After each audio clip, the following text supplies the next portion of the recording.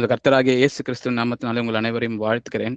நம்முடைய தேவனுடைய அன்பும் கிருபையும் சமாதானமும் உங்கள் அனைவரோடும் இருப்பதாக. நம்ம கடந்த 2 வாரமாக தியானித்து கொண்டு வந்திருந்த ஒரு டாபிக் தான் இறுதி நிலை. நமக்கு 2 இறுதி நிலை இருக்குது நம்மளோட பயணத்துல.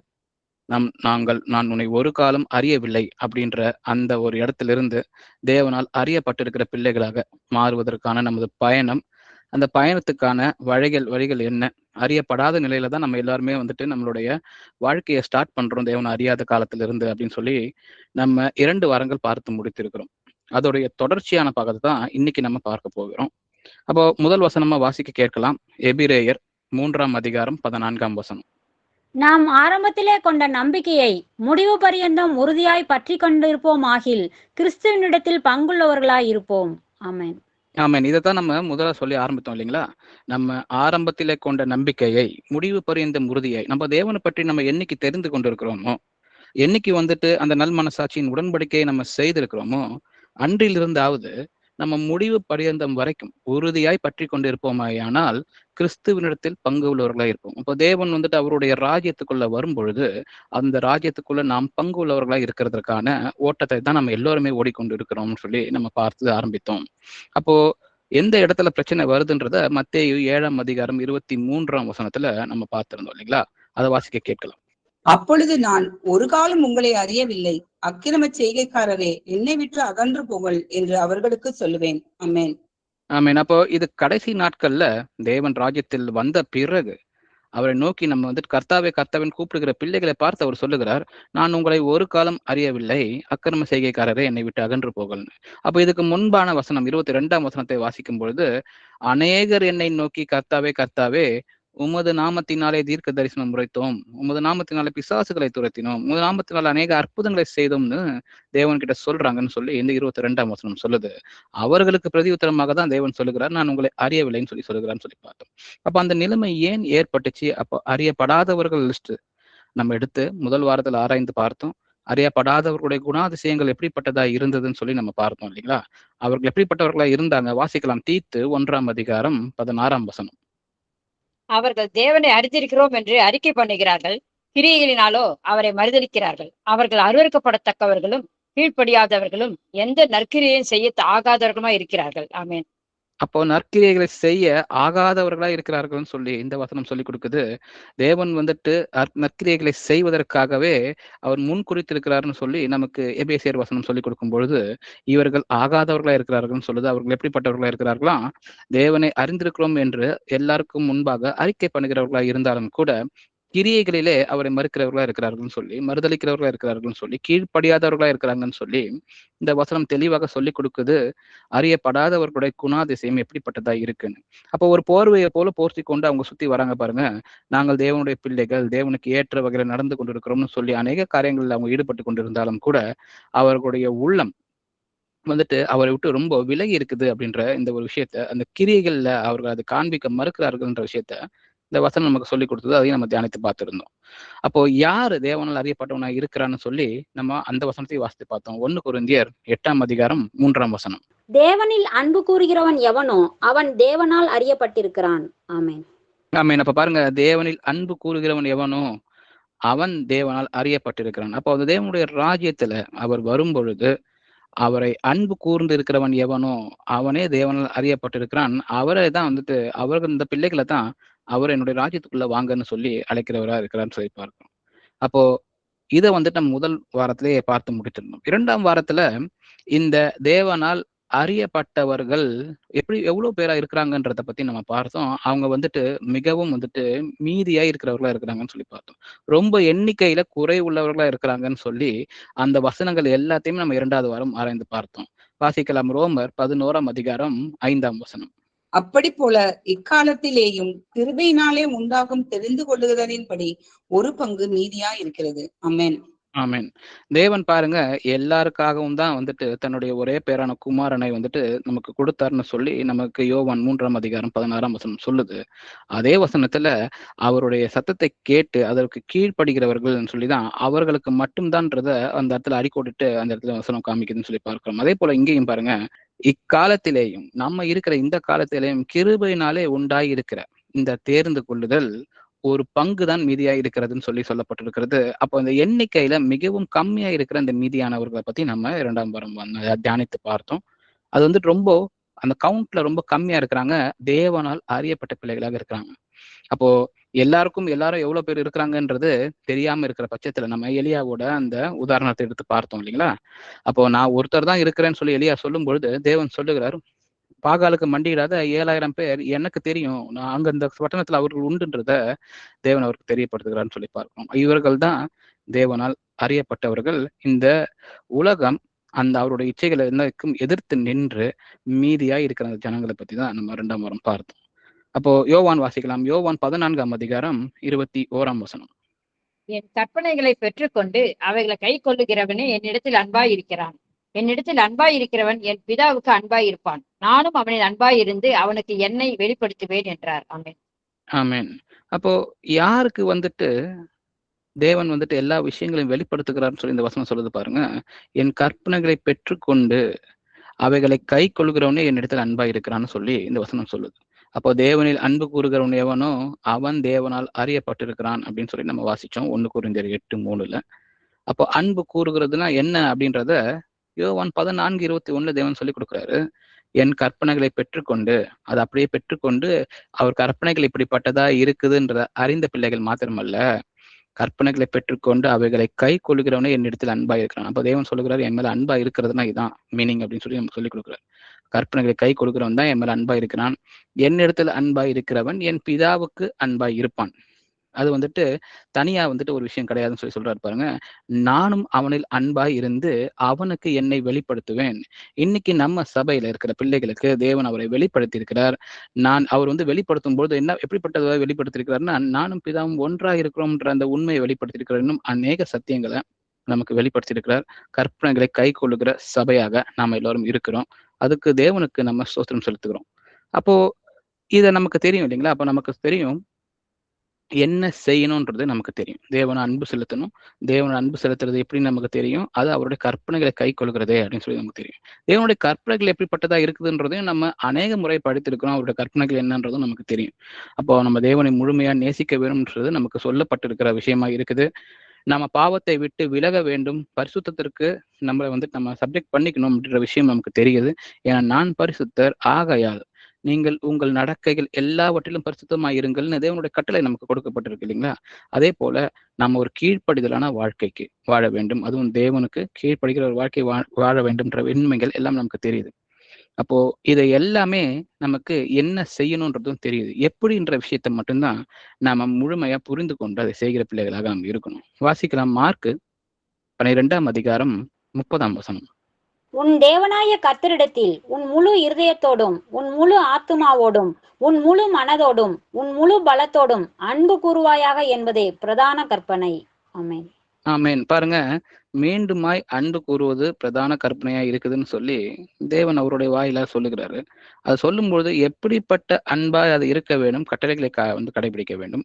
அப்ப அந்த அன்பு கூறுகிற அந்த இடத்துல கட்டளைகளை கடைபிடிக்க வேண்டும்ன்றதை நம்ம ரீப்ளேஸ் பண்ணி பார்க்கலாம் இல்லையா? ஏன்னா தேவனை அன்பு கூறுவதுன்னா என்னன்னா அவருடைய கற்பனைகளை கீழ்ப்படிவதுன்றதை நமக்கு வசனம் சொல்லி கொடுத்துருச்சு. அப்ப இந்த வசனத்தை உன் தேவனாகிய கர்த்தரிடத்தில் உன் முழு இருதயத்தோடும் உன் முழு ஆத்மாவோடும் உன் முழு மனதோடும் உன் முழு பலத்தோடும் அவருடைய கற்பனைகளை கீழ்ப்படுகிறதுன்னு சொல்லி என்பதை பிரதான கற்பனை நம்மளால ரீப்ளேஸ் பண்ணி பார்க்க முடியும். பாருங்க, கற்பனைகளை பெற்றுக்கொண்டு அவைகளை கை கொள்ளுகிறவனே என்னிடத்தில் அன்பாய் இருக்கிறான். அப்ப அந்த அன்புன்ற இடத்துல கற்பனைகளை வந்துட்டு கை கொள்ளுகிறதற்கு பிரதான கற்பனையா இருக்குதுன்னு சொல்லி நமக்கு தேவன் சொல்லி கொடுக்குறார். அப்போ நம்ம தேவனை எப்படி நேசிக்க முடியும்? நமக்கு சரின்னு தோன்றுகிற எந்த வகையிலாவது தேவனை நம்ம நேசிக்க முடியுமா? ஏன்னா உலகத்தில் இருக்கிற அநேகர்கள் கிறிஸ்துவை அறிந்தவர்கள், கிறிஸ்தவர்கள்னு சொல்லி தங்களை சொல்லிக் கொள்கிறவர்கள், ஏன் நாமும் கூட நம்மளுடைய முந்தைய வாழ்க்கையிலும் சரி இன்றைக்கும் கூட நம்ம நிதானித்து பார்க்கலாம். நாம தேவனை எப்படி அன்பு கூறுகிறோம்? எனக்கு தெரிந்த முறையில நான் தேவனை அன்பு கூறுகிறேனா?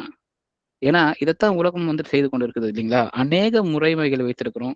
அநேக விஷயங்கள், அநேக வழிகளில தேவனை அன்பு கூறுகிறதா நினைத்து கொண்டு அவர்களுக்கு எப்படிப்பட்டதா நல்லதாய் தோணுகிறதோ அப்படிதான் நம்ம தேவனை நேசித்து கொண்டு இருக்கிறோம்ன்றது நமக்கு தெரியும் இல்லைங்களா?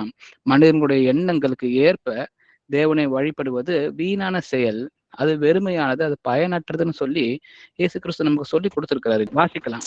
மார்க் 7ஆம் அதிகாரம் 7ஆம் வசனம்.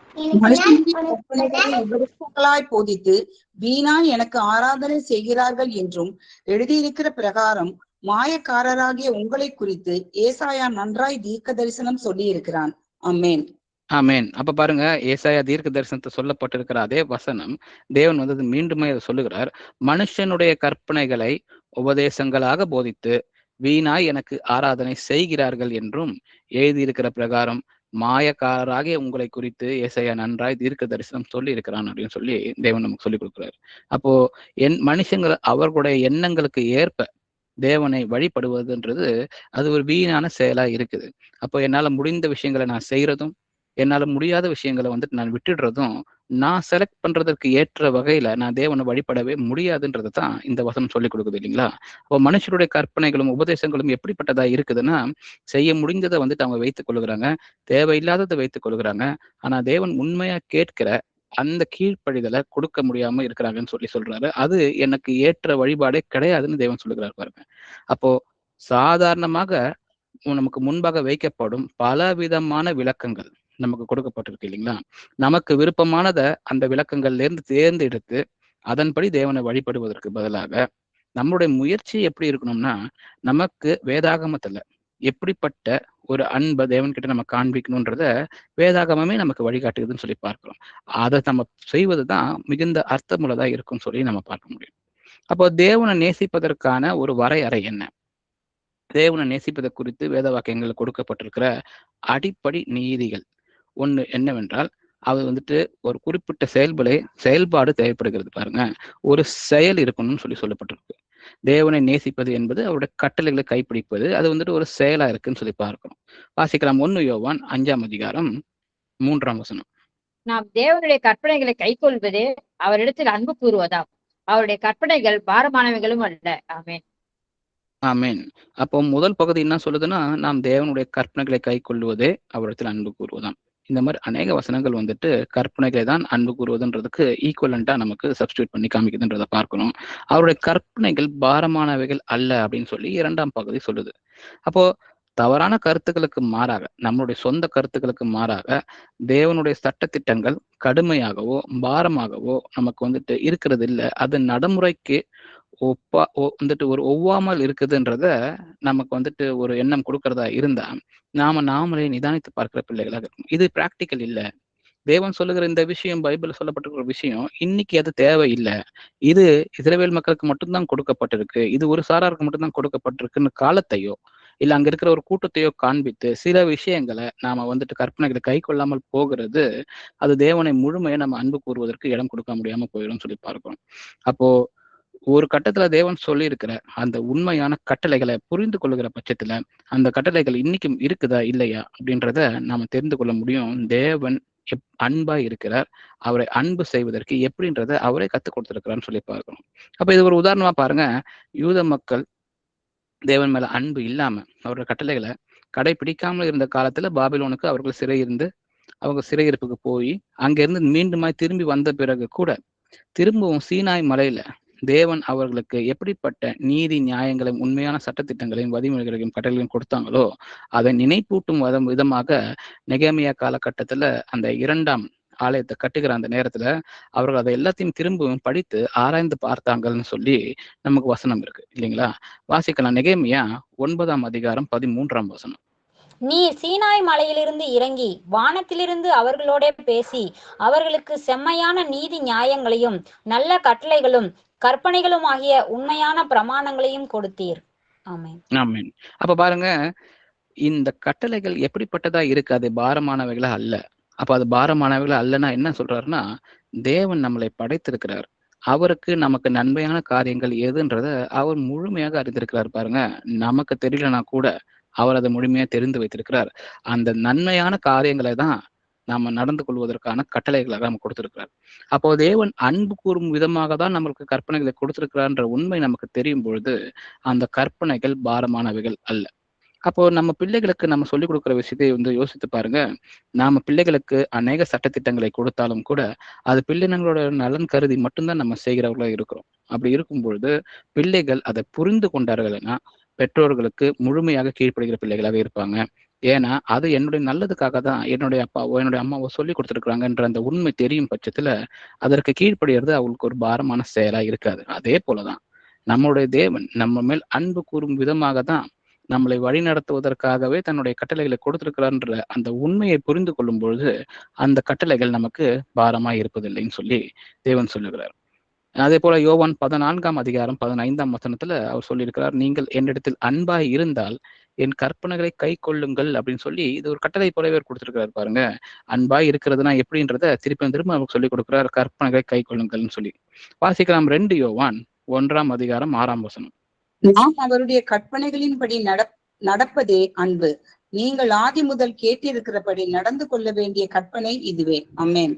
அப்ப பாருங்க, இது கற்பனை. இந்த கற்பனை இதுதான், அவருடைய கற்பனைகள் நடப்பதே அன்பு அப்படின்ற இந்த விஷயத்தை தான் நீங்கள் ஆதி முதலே சொல்லப்பட்டு கொண்டு இருக்கிறதுன்றத நமக்கு புரிய வைத்துக் கொள்கிறார்.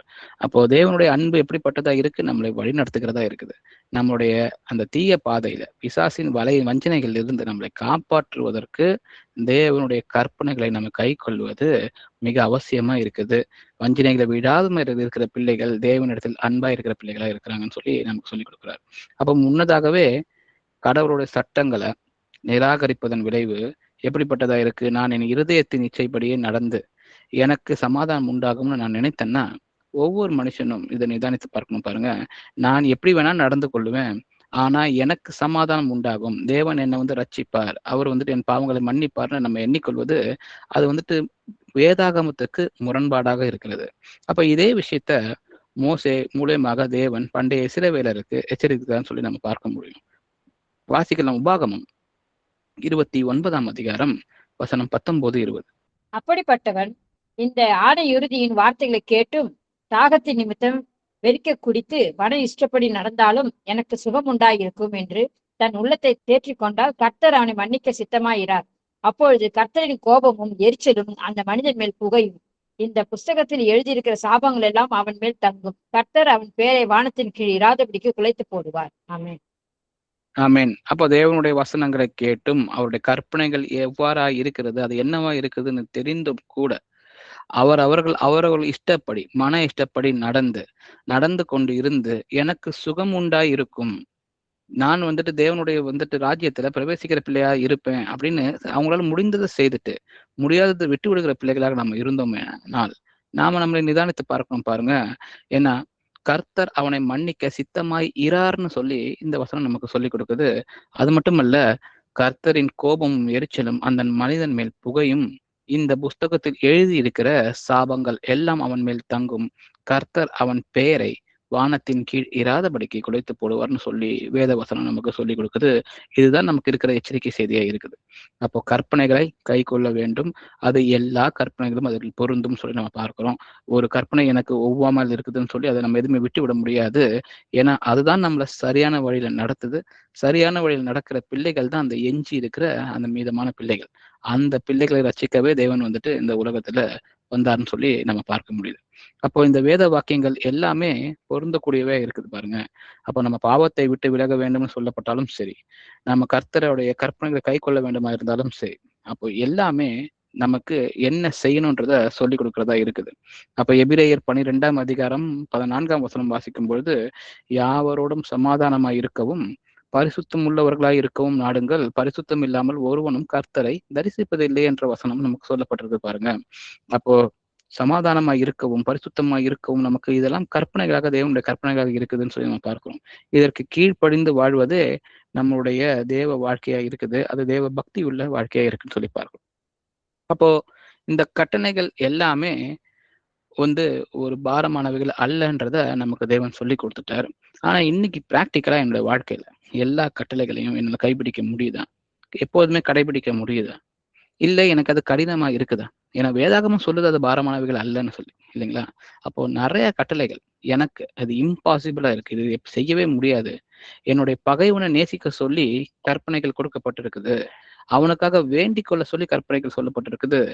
இது உலக மனிதர்கள்ல எத்தனை பேரால செய்ய முடியும்ன்ற எண்ணங்கள் நமக்கு தோன்றுமாயின் அது நம்ம தேவனை விட்டு விலகி இருக்கிறதுக்கான அடையாளமா இருக்கு பாருங்க. ஏன்னா தேவன் நமக்கு எப்போதுமே ஒரு இம்பாசிபிளான ஒரு கட்டளையை கொடுத்து இதை கடைபிடிக்கணும்னு சொல்லவே மாட்டார் பாருங்க. அதற்கான எல்லா வழிவகைகளும் செய்து விட்டு தானே, புரிய வைத்து விட்டு தானே அதை நிறைய நம்ம கிட்ட எதிர்பார்க்கிறார். அப்போ பிரச்சனை கட்டளைகள்ல இல்ல, பிரச்சனை மனிதனுடைய உள் அமைப்புல தான் இருக்கு. அப்ப தேவனுடைய அந்த பிரசன்னத்துக்கு நம்ம ஏற்ற பிள்ளைகளாக, அவருடைய அழைப்புக்கு பாத்திரமான பிள்ளைகளாக நாம இருப்பதற்கு முக்கியமான தேவை அந்த மனிதனுடைய உள்ளமைப்பு, அந்த இன்டர்னல் அலைன்மெண்ட் அப்படின்னு இங்கிலீஷ்ல சொல்றாங்க. அந்த இன்டர்னல் அலைன்மெண்ட் நமக்கு தேவனோட நோக்கி இருக்கும் பொழுது இந்த கட்டளைகள் நமக்கு பாரமா இருக்கிறது இல்ல. அப்போ அந்த மாதிரி அதை எப்படி செய்யணுன்ற விஷயத்தை நம்ம பார்க்க போகிறோம்.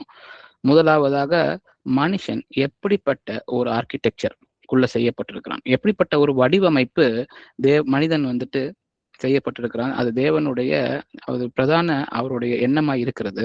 அவன் இப்படிப்பட்ட வகையில தான் வடிவமைக்கப்படணும்ன்றது அது என்னன்றதை நம்ம பார்க்கலாம். வாசிக்கலாம் 1 தெசலோனிக்கர் 5:23. சமாதானத்தின் தேவன் தாமே உங்களை முற்றிலும் பரிசுத்தமாக்குவாராக. உங்கள் ஆவி, ஆத்மா, சரீரம் முழுவதும் நம்முடைய கர்த்தராகிய இயேசு கிறிஸ்து வரும்போது குற்றமற்றதா இருக்கும்படி காக்கப்படுவதாக. ஆமென். ஆமென். அப்போ நம்ம பரிசுத்தமா இருக்கணும் அப்படின்னு சொல்லப்படுகிற இந்த வசனம், உங்கள் ஆவி, ஆத்மா, சரீரம் முழுவதும் தேவன் ஆகிய கர்த்தர் இயேசு கிறிஸ்து வரும்பொழுது குற்றமற்றதாய் இருக்கும்படி அப்படின்னு சொல்லி காக்கப்படுவதாகன்னு சொல்லி இந்த வசனம் சொல்லி கொடுக்குது பாருங்க. அப்ப மனுஷனுக்கு ஆவி, ஆத்மா, சரீரம்ன்ற அந்த 3 வடிவமைப்பு தேவன் வந்துட்டு கொடுத்திருக்கிறார். அந்த 3 வடிவமைப்பு எப்படிப்பட்ட விதத்துல அந்த உள்ளமைப்புன்னு நம்ம பார்த்தோம் இல்லைங்களா? அந்த மனிதன் உள்ளமைப்பு எப்படிப்பட்டதா இருக்குதோ அதன் பிரகாரமாகத்தான் தேவனுடைய கற்பனைகளை நம்ம ஏற்றுக்கொள்கிற விதமா இருக்குதா, இல்ல அது நமக்கு பாரமான வகையிலா இருக்குதா, இல்ல அது எனக்கு இம்பாசிபிளா தோணுகுதா அப்படின்னு சொல்லி ஆன விஷயங்கள் இதை நோக்கிதான் இருக்குதுன்றத நம்ம புரிந்து கொள்ளணும் பாருங்க. அப்ப இது வந்துட்டு வெறும் ஒரு டிஸ்கிரிப்ஷன் இல்ல, மனுஷன் இப்படிப்பட்டதா செஞ்சிருக்கிறேன்னு சொல்லி. இது வந்துட்டு ஒரு ப்ளூ பிரிண்ட்டை போல. அப்போ இந்த ஒரு வீடை கட்டணும்னா அந்த வீட்டு கட்டுறதுக்கு முன்பாக ஒரு ப்ளூ பிரிண்ட் இருக்கும் இல்லைங்களா? அந்த வீடு எப்படிப்பட்டதா இருக்கும், என்ன மாதிரியான விஷயங்களால அது செய்யப்பட்டதா இருக்கும்ன்ற அந்த ப்ளூ பிரிண்ட்டை போல மனிதன் எப்படிப்பட்டவனா இருக்கிறான், அவனுக்கு எப்படிப்பட்ட ஒரு ஸ்ட்ரக்சர் கொடுத்திருக்கிறாரு அப்படின்றத ஒரு ப்ளூ பிரிண்ட் போல காண்பிக்கிறது தான் இந்த ஆவி, ஆத்மா, சரீரம்ன்ற இந்த விஷயங்கள் பாருங்க. இது 3மே குற்றமற்றதாய் தேவனுக்கு முன்பாக அவர் வரும்பொழுது நிற்க வேண்டும்ன்ற அந்த விஷயம். அது இருக்கும்பொழுது அவருடைய கற்பனைகளை கை கொண்ட பிள்ளைகளாக இருப்போம். அந்த எஞ்சி இருக்கிற மீதமான பிள்ளைகள் லிஸ்ட்ல நம்ம இருப்போம்ன்றது தான் உண்மை. அப்ப முதலாவது ஆவியானவர் கொடுத்து நம்ம பார்க்கலாம். மனிதன் ஆவியாகி இருக்கிறான், அவனுக்கு ஒரு ஆவி கொடுக்கப்பட்டிருக்கிறது. இது இங்கிலீஷ்ல காட் கான்சியஸ் டைமென்ஷன் அப்படின்னு சொல்றாங்க. தேவனோட உறவாடுவதற்கு தேவையான விஷயம் மனிதனுக்கு ஆவி, அந்த ஆவி நமக்கு கொடுக்கப்பட்டிருக்கிறதுன்னு சொல்லி பார்க்கிறோம். வாசிக்கலாம் ரோமர் 8:16. நாம் தேவனுடைய பிள்ளைகளா இருக்கிறோம் என்று ஆவியானவர் தாமே நம்முடைய ஆவியுடனே கூட சாட்சி கொடுக்கிறார். ஆமென். ஆமென். பாருங்க, தேவனுடைய ஆவியானவர் தாமே நம்முடைய ஆவியுடனே கூட சாட்சி கொடுக்கிறான்னு சொல்லி பார்க்கிறோம். அப்ப இந்த வசனம் சொல்லி கொடுக்குது, நமக்கு தேவன் ஒரு ஆவியை கொடுத்துக்கிறார், ஆவியானவர் நம்முடைய ஆவியோட சேர்ந்து சாட்சி கொடுக்கிறான்னு சொல்லி இந்த வசனம் சொல்லி கொடுக்குது. அதே போல வாசிக்கலாம் 1 கொரிந்தியர் 2:11. மனுஷனில் உள்ள ஆவியே அன்றி மனுஷனில் எவன் மனுஷனுக்குரியவைகள் அறிவான், அப்படி போல தேவனுடைய ஆவியே அன்றி ஒருவனும் தேவனுக்குரியவைகள் அறிய மாட்டான். ஆமென். அப்போ மனிதனுக்கு ஒரு ஆவி கொடுக்கப்பட்டிருக்கிறது, மனுஷனுக்குரியவைகளை அந்த ஆவி அறிந்து வைத்திருக்கிறதுன்னு இந்த வசனம் சொல்லி கொடுக்குது பாருங்க. அதே போல தேவனுடைய ஆவி அன்றி ஒருவனும் தேவனுக்குரியவைகளை அறிய மாட்டான். அப்போ தேவனை அறிந்த பிள்ளைகள்னு நான் சொல்லிக் கொள்ளணும்னா, அவருடைய இயேசு கிறிஸ்துடைய சீஷன்னு நம்ம சொல்லிக் கொள்ளணும்னா, நமக்கு தேவனுடைய ஆவி பரிச்சயமா இருக்கணும் இல்லைங்களா? அந்த ஆவி கூட என்னுடைய ஆவிதான் சாட்சி கொடுத்து அவர்கள் வந்துட்டு கம்யூனிகேட் பண்ற இடமா இருக்குன்னு சொல்லி பார்க்கிறோம். அப்போ தேவனோட ஆவியோட மனிதனோட ஆவி செயல்படும் பொழுதுதான், ஒன்றாக இணைந்து செயல்படும் பொழுதுதான் தேவனுக்குரியவைகள் என்னன்றதையே ஒவ்வொரு மனுஷனும் அறிந்து கொள்ள முடியும்ன்றத இந்த வசனம் நமக்கு தெளிவா சொல்லி கொடுக்குது. அப்போ அது ஆவின்றது தேவன் கிட்ட இருந்து ஏதோ ஒரு தகவல் பெறுகிற ஒரு இடம் மட்டும் இல்லை பாருங்க. அது வந்துட்டு தேவனுடைய வெளிப்பாடுகளை பெற்றுக்கொள்ளுகிற இடமா இருக்குதுன்னு சொல்றாரு. அப்போ தேவன் வந்துட்டு நான் என்னை அவனுக்கு காண்பிப்பேன்னு சொல்றாரு இல்லைங்களா? நம்ம முந்தைய வசனங்களை பார்த்தோம். அப்போ அவர் காண்பிக்கிறாரா, இந்த ஆவி, பரிசுத்த ஆவியானவர் நம்ம மனிதனுடைய ஆவியோட கனெக்ட் ஆகும் பொழுதுதான் அப்படின்னு சொல்லி பார்க்கிறோம். அது வந்துட்டு ஒரு வெளிச்சத்தை கொடுக்கறதா இருக்கு. அப்போ இதை புரிஞ்சு கொள்வதற்கு தான் நம்ம முயற்சி செய்யணும். அது ஆவியால் மட்டுமே வந்துட்டு வெளிப்படுகிறதா இருக்கு பாருங்க. இதை வந்துட்டு நம்மளுடைய மனித அறிவால இந்த ஆவியை நம்ம புரிந்து கொள்ள முடியாது. இது வந்துட்டு வேதாகமத்துல நமக்கு சொல்லப்பட்டிருக்கிற வசனங்கள் மூலமாக ஆவியானவர் வெளிப்படுத்தும் பட்சத்துல மாத்திரமே இந்த ஆவி நமக்குள்ள இருந்து தேவனுடைய ஆவியோட சேர்ந்து எப்படி செயல்படுகின்ற அந்த உண்மையை நம்ம தெரிந்து கொள்ள முடியும். இரண்டாவதா நமக்கு இருக்கிற அந்த வடிவமைப்பு, அந்த ஆர்கிடெக்சர்ல ஆத்மா, செல்ஃப் கான்சியஸ் டைமென்ஷன் அப்படின்னு சொல்றாங்க. இதுதான், இந்த ஆத்மா தான் நம்மளுடைய கோரா இருக்குது. இது நம்ம யாருன்றத காண்பிக்கிற விதமாக இந்த ஆத்மா அமைந்திருக்குன்னு சொல்லி பார்க்கிறோம். அப்போ இந்த ஆத்மா எதால செய்யப்பட்டிருக்கு என்றால் நம்மளுடைய சிந்தனை, அறிவு, ஆற்றல் இது எல்லாத்தையுமே நம்ம கட்டுப்படுத்துகிற ஒரு விஷயம் இருக்குது பாருங்க. அதை மனதுன்னு சொல்லி நம்ம சொல்றோம். அப்போ என் மனசுக்கு பிடிக்குது, என் மனசுக்கு பிடிக்கல, என் மனதுல எழும்பின சிந்தனையா இது இருக்குது அப்படின்ற எல்லா மனதுன்னு நம்ம சொல்லுகிற அந்த மைண்டுன்ற அந்த இங்கிலீஷ் வார்த்தை இந்த ஆவி, இந்த ஆத்மாக்குள்ள உள்ளடங்கி இருக்குதுன்னு சொல்லி நம்ம பார்க்கிறோம். ரெண்டாவதா இருதயம்னு சொல்லி அநேக இடங்கள்ல நமக்கு வசனம் கொடுக்கப்பட்டிருக்கு. அந்த இருதயத்தில் சுத்தம் உள்ளவர்கள் பாக்கியவான்கள்னு சொல்லப்பட்டிருக்கு. அப்ப அந்த இருதயம் ரெண்டாவது விஷயமா இருக்குது. அது உணர்ச்சிகள், அது சுபாவமா இருக்குது. அதுக்குதான் ஆளுமை தன்மை இருக்குது. அங்கதான் மனசாட்சியும் இருக்குது. நம்மளுடைய சொந்த விருப்பு வெறுப்புகளும் அந்த இருதயத்துலதான் இருக்கு பாருங்க. இது உலகத்துல நம்ம மனிதனுடைய உடம்புல துடிக்கிற அந்த இருதயம், ரத்தத்தை நமக்கு எல்லா பாகங்களுக்கும் அனுப்புகிற அந்த இருதயம் இல்ல. இதுதான் ஆத்மாவில் இருக்கிற முக்கியமான ஒரு இடமா இருக்குது. இதுதான் இந்த இருதயமா இருக்கு. எமோஷன்ஸ், நம்மளுடைய எமோஷன்ஸ், உணர்ச்சிகள், நம்ம நல்லா ஃபீல் பண்றோமா, நல்லா ஃபீல் பண்ணலையா, நம்மளுடைய சுபாவம் எப்படிப்பட்டதா இருக்கு. ஒரே விதத்துல நம்ம இருதயத்தை நம்ம செலுத்தும் பொழுது நம்மளோட சுபாவம் அப்படிப்பட்டதை அமைந்து விடுறதுன்னு சொல்லி பார்க்கிறோம். மனசாட்சி அந்த இடத்துலதான் வேலை செய்கிறதுன்றதை நம்ம பார்க்கிறோம். அப்ப இதற்கான வசனங்களை நம்ம பார்க்கலாம். ஆத்மா என்பது இந்த மனதின் மூலமாகவும் இருதயத்தின் மூலமாகவுமே தன்னை வெளிப்படுத்துகிறதா இருக்கின்றத நமக்கு தெரிந்து கொள்ளணும் பாருங்க. வாசிக்கலாம். மார்க் 12ஆம் அதிகாரம் 30ஆம் வசனம் ஏற்கனவே வாசித்தோம். இது 2வது கட்டத்தை நம்ம வாசித்து பார்க்கலாம். உன் தேவனாய கர்த்தரிடத்தில் உன் முழு இருதயத்தோடும், உன் முழு ஆத்துமாவோடும், உன் முழு மனதோடும், உன் முழு பலத்தோடும் அன்பு கூறுவாயாக என்பதே பிரதான கற்பனை.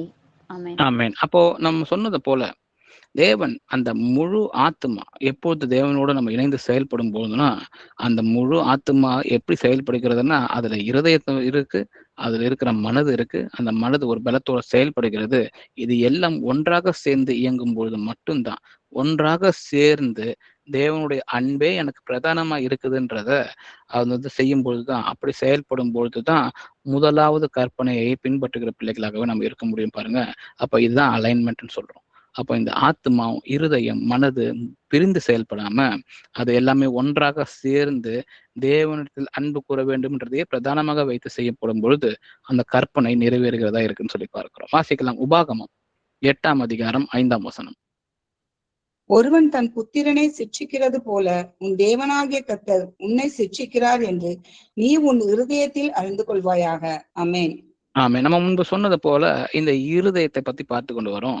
இந்த இருதயம் இருக்கிற இடத்துல அது ஆத்மாவுக்குள்ள இருந்து இயங்குகிறதுன்னு சொல்லி பார்த்தோம். அதே போல அந்த இருதயத்துல நம்ம அறிந்து கொள்கிறது, நம்ம விஷயங்களை தேக்கி வைத்து புரிந்து கொள்கிற அந்த புரிதல்கள் இருதயத்துல சேர்ந்து விடுகிறதுன்றது இந்த வசனம் சொல்லி கொடுக்குது.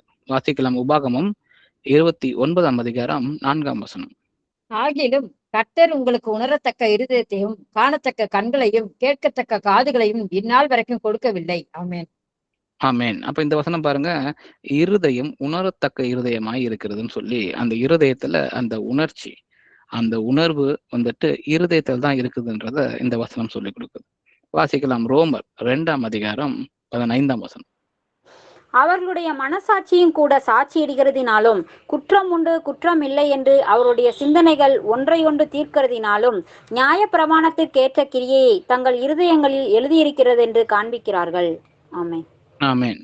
அப்போ அந்த மனதுல இருக்கிற அந்த மனசாட்சி பாருங்க, அதுவும் ஒன்றாக இணைந்த இருதயங்கள்ல அந்த நியாய பிரமாணத்திற்கு ஏற்ற கிரியைகள் எழுதி இருக்கிறதுன்னு சொல்லி இந்த வசனம் எதை சொல்லி கொடுக்குதுன்னா, வேதத்தை அறியாத பிள்ளைகள் கூட அவர்களுடைய உள்ளிருந்து செயல்படுகிற அந்த இருதயமும் அந்த மனதும் சேர்ந்து அந்த மனசாட்சிக்கு குற்றம் உண்டு குற்றம் இல்லைன்ற அந்த விளக்கங்களும் சிந்தனைகளும் ஒன்றாக கொடுக்கப்பட்டிருக்குது பாருங்க. அவர்கள் அதை வைத்துதான் மனிதர்கள் தேவனை அறியாத பிள்ளைகளாக இருந்தாலும் கூட ஒரு சட்ட திட்டங்களை அவர்களுக்கு வைத்துக் கொள்ளுகிறாங்க. நியாயப்பிரமாணத்திற்கு ஏற்ற கிரியையை நியாயப்பிரமாணம் தெரியாமலே அவர்கள் செய்து கொண்டு இருக்கிறார்கள் சொல்லி பார்க்கிறோம். இது அந்த உள்ளிருந்து இயங்குகிற அந்த மனசாட்சி, அந்த இருதயத்துல இருக்குதுன்றத தேவன் நமக்கு சொல்லிக் கொடுக்குறார். அதே போல நம்முடைய இருதயங்கள் நம்ம எப்பொழுதுமே அநேக நேரங்கள்ல ஏமாற்றக்கூடியதாகவும் இருந்து விட முடியும்னு சொல்லி வசனம் சொல்லிக் கொடுக்குது. வாசிக்கலாம். எரேமியா 17ஆம் அதிகாரம் 9ஆம் வசனம். எல்லாவற்றை பார்க்கிலும் இருதயமே திருக்குள்ளதும் மகா கேடுதுள்ளமாய் இருக்கிறது, அதை அறியத்தக்கவன் யாருன்னு சொல்லி நமக்கு எரேமியா 17ஆம் அதிகாரம் 9ஆம் வசனம் சொல்லி கொடுக்குது பாருங்க. அப்போ இந்த இருதயம் திருக்குள்ளதும் மகா கேடுள்ளதுமாய் இருக்கிறதுன்னு சொல்லி அதை அறியத்தக்கவன் யாருன்னு சொல்லி இந்த வசனம் சொல்லி கொடுக்குது. அப்போ இருதயம் எப்படிப்பட்டதாய் மாறுறதுக்கான வாய்ப்பு இருக்கு அப்படின்றத இந்த வசனம் நமக்கு சொல்லி கொடுக்குது. அப்போ நம்ம தாவீதை போல அப்படி இருதயம் திருக்குள்ளதா இருக்குதுன்ற அறிந்த பின்பு தாவீதை போல நாமளும் கூட நமது பாவங்களை அறிக்கையிட்டு மனம் திரும்பி நமக்குள்ளே ஒரு சுத்தமான இருதயத்தை உருவாக்கும்படி நம்ம தேவன்கிட்ட வேண்டிக் கொள்ளலாம். சங்கீதம் 51ஆம் அதிகாரம் 10ஆம் வசனத்துல அவர் சொல்லுகிறார், தேவனே சுத்த இருதயத்தை என்னிலே சிருஷ்டியும், நிலைவரமான ஆவியை என் உள்ளத்திலே புதுப்பியும்னு சொல்றாரு பாருங்க. அப்போ இந்த இருதயம் எப்படிப்பட்டதா இருக்க முடியும்? அதுக்குள்ள இருக்கிற சிந்தனைகள், உணர்ச்சிகள், அது சுபாவத்தை மாட்டுகிறதா இருக்குது, மனசாட்சி பெற்றதா இருக்கிறது, சொந்த விருப்பு வெறுப்பு உள்ள விருப்பம், அந்த வில் அப்படின்னு சொல்ற விஷயமா இருக்குதுன்னு சொல்லி பார்க்கிறோம். அந்த இருதயத்துலதான் அதுக்கு அறிவு இருக்குது, மனது, அறிவு, ஆற்றல், சிந்தனை எல்லாமே ஓரிடமா சேர்ந்து இருக்குது. இதை எல்லாத்தையும் கட்டி ஒரு என்கேப்சுலேஷனை போல வைத்திருக்கிறது தான் என்னுடைய ஆத்மா. என்னுடைய ஆத்மா வழி நடத்துவதற்கு இது எல்லாமே தேவைப்படுகிறதா இருக்குன்னு சொல்லி பார்க்கிறோம். அந்த ஆத்மா உள்ளதான் இந்த 3 விஷயங்கள், என்னுடைய மனது, என்னுடைய இருதயம், என்னுடைய சுபாவம் இருக்கிறதுன்னு சொல்லி நம்ம பார்க்கிறோம். ஸோ அப்படிப்பட்ட வசனங்கள் நமக்கு கொடுக்கப்பட்டிருக்கு. என்னுடைய இருதயத்தை சுத்தமாக வைங்க, என்னுடைய சிருஷ்டிகளின் நிலவேரமான ஆவியை எனக்குள்ள புதுப்பியும் சொல்லுகிற அந்த வசனங்கள் நமக்கு கொடுக்கப்பட்டிருக்கு. இருதயம் சுத்தம் உள்ளதாய் இருக்க வேண்டும்ன்ற அந்த அந்த உண்மை தேவன் நமக்கு சொல்லிக் கொடுக்கலான்னு சொல்லி பார்க்கிறோம். இப்போ ஆத்மாவை பற்றி நம்ம பார்க்கலாம். மனிதர்கள் இறந்த பின்பும் கூட ஆத்மா அழியாமல் இருக்கிற காலகட்டத்துக்காக நோக்கிதான் நம்ம எல்லாருமே இருக்கிறோம். அப்போ தேவனுடைய ராஜ்யத்துக்குள்ள பிரவேசிக்கிற பிள்ளைகள் அவருடைய ஆத்மா என்றென்றைக்கும் தேவனோட சேர்ந்து வாடுகிறதா இருக்குது. அதற்காகவே நாம எல்லாரும் அழைக்கப்பட்ட பிள்ளைகளாக இருக்கிறோம்னு சொல்லி பார்க்கிறோம் இல்லைங்களா? அப்ப அந்த ஆத்மா கரை திரை இல்லாத ஆத்மாவாக இருக்கணும் அப்படின்னு நமக்கு சொல்லப்பட்டிருக்கு. இந்த ஆத்மா நம்ம உயிரோட இருக்கும் பொழுதே ஜீவன் உள்ளதாயும் இருக்க வாய்ப்பு இருக்கிறது. அது மரித்த ஆத்மாவா இருக்கிறதுக்கும் வாய்ப்பு இருக்குன்னு சொல்லி பார்க்கிறோம். அப்ப முதலாவது இது ஜீவன் உள்ள ஆத்மாவை மாறின தருணம் எப்போதுன்னா, நம்ம ஆதியாகமம் 2ஆம் அதிகாரம் 7ஆம் வசனத்தை பார்க்க முடியும். தேவன் ஆதாமின் நாசியில தன்னுடைய ஜீவ சுவாசத்தை ஊதிய போது அவன் ஜீவ ஆத்மா ஆனான்னு சொல்லி நமக்கு வசனம் சொல்லி கொடுக்குது இல்லைங்களா? அப்போ அந்த ஜீவன் முதலாவது அந்த ஆத்மா முதல் முறை ஜீவனை பெற்றது தேவன் அவருடைய அந்த ஜீவ சுவாசத்தை ஊதின போதுன்னு சொல்லி நம்ம பார்க்கிறோம். அப்போ அவன் ஜீவன் உள்ள ஆத்மாவா ஆயிருக்கான்னு சொல்லி பார்க்கிறோம். அப்போ இந்த ஜீவன் உள்ள ஆத்மா தான் தேவனுக்கு எதிரான காரியங்களை செய்து தேவனுக்கு கீழ்ப்படியாத ஒரு வாழ்க்கையை வாழும் பொழுது அது மரித்து போயிருக்கிறதுன்னு சொல்லி நம்ம பார்க்கும். வாசிக்கலாம். எசேக்கியேல் 18ஆம் அதிகாரம் 4ஆம் வசனம்.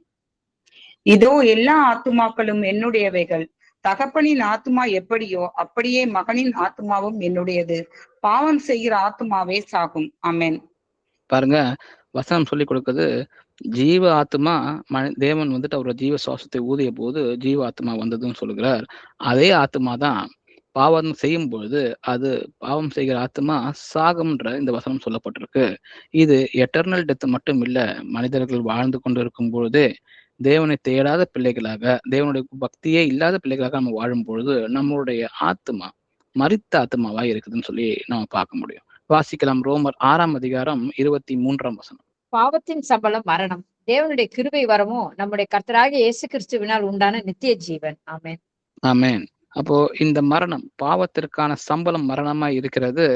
இந்த மரணம் என்னுடைய அந்த சரீர மரணம் மாத்திரம் அல்ல, என் ஆத்மாவின் மரணத்தையுமே குறிக்கிறதா இருக்குன்னு சொல்லி நம்ம பார்க்கிறோம். ஆனா தேவனுடைய கிருபை வரமோ இயேசு கிறிஸ்துவினால் உண்டான நித்திய ஜீவன், அந்த நித்திய ஜீவன் என் ஆத்மாவுக்கு கிடைக்கிற நித்திய ஜீவனா இருக்கிறதுன்னு சொல்லி நம்ம ஆத்மாவை குறித்து நம்ம பார்க்கிறோம். அதே போல கடைசி வசனமா ஆத்மாவுல வாசிக்கலாம். சங்கீதம் 146ஆம் அதிகாரம் 4ஆம் வசனம். அவனுடைய ஆவி பிரியும், அவன் தன் மண்ணுக்கு திரும்புவான், அந்நாளிலே அவன் யோசனைகள் அழிந்து போகும். ஆமென். அப்ப பாருங்க, மனிதன் இறுதியாக இறக்கும் பொழுது அவனுடைய ஆவி பிரிந்து தேவனிடத்துல செல்லுகிறது, அவனுடைய சரீரம் மண்ணுக்கு திரும்புகிறது. அந்நாளிலே அந்த யோசனைகள், அந்த சிந்தனை, அந்த அறிவு, அந்த வில் பவர், அதெல்லாம் எங்க இருந்துச்சோ அந்த ஆத்மா அழிந்து போகக்கூடியதா இருக்குதுன்னு சொல்லி வசனம் சொல்லி கொடுக்குது. அப்போ இது நம்மளோட ஆத்மாவை பத்தி பார்த்தோம். மூன்றாவதா மனிதனால் வந்துட்டு உண்டாக்கப்பட்டிருக்கிற அந்த பரிணாமங்கள்ல ஒண்ணு சரீரம். இது வேர்ல்டு கான்சியஸ் டைமென்ஷன் அப்படின்னு சொல்றோம். ஒண்ணு தேவனை அறிகிற டைமென்ஷன்ல இருக்குது. அதுதான் வந்துட்டு ஆவின்னு சொல்லி பார்த்தோம். இன்னொன்னு நம்மளுடைய சுயத்தை பத்தி தெரிந்ததா இருக்குது. நான் எப்படிப்பட்டவன், நான் எப்படிப்பட்டவள்ன்றத தெரிந்து கொள்ளுகிற அந்த மைண்ட், அந்த எமோஷன்ஸ், அது எல்லாமே அந்த இருதயம், சிந்தனை, அறிவு எல்லாமே வந்துட்டு ஒன்று சேர என் ஆத்மாவில் இருக்குதுன்னு சொல்லி பார்த்தோம். மூன்றாவது என்னுடைய சரீரமா இருக்குது. இதுதான் உலகத்துக்கு தெரியக்கூடியதா இருக்குது. இந்த உலகத்துல நம்ம வந்துட்டு ஒண்ணையும் நம்ம உலகத்தை புரிந்து கொள்வதற்கும் தெரிந்து கொள்வதற்கும் ஒரு செயலை செய்வதற்கும் உதவியா இருக்கிறது என்னுடைய சரீரம். அப்போ உலகத்தையும் என்னையும் வந்துட்டு கனெக்ட் பண்ற ஒரு விஷயம் என்னுடைய சரீரமா இருக்குது. அதை நம்ம வந்துட்டு உலக சார்பிலேயே நம்ம செய்து கொண்டிருக்கும் பொழுது அது எப்படிப்பட்ட ஒரு கேடுள்ள சரீரமாய் மாறுறதுக்கு வாய்ப்பு இருக்குன்னு சொல்லி வசனம் நமக்கு சொல்லிக் கொடுக்குது. வாசிக்கலாம். ரோமர் 8ஆம் அதிகாரம் வசனம் 5-8 வரை. அன்றியும் மாம்சத்தின்படி நடக்கிறவர்கள் மாம்சத்துக்கு உரியவைகளை சிந்திக்கிறார்கள், ஆவியின்படி நடக்கிறவர்கள் ஆவிக்குரியவைகளை சிந்திக்கிறார்கள். மாம்ச சிந்தை மரணம், ஆவியின் சிந்தையோ ஜீவனும் சமாதானமுமாம். எப்படி என்றால் மாம்ச சிந்தை தேவனுக்கு விரோதமான பகை. அது தேவனுடைய நியாயப்பிரமாணத்துக்கு கீழ்ப்படியாமலும் கீழ்ப்படிய கூடாமலும் இருக்கிறது. மாம்சத்துக்கு உட்பட்டவர்கள் தேவனுக்கு பிரியமாய் இருக்க மாட்டார்கள். ஆமென்.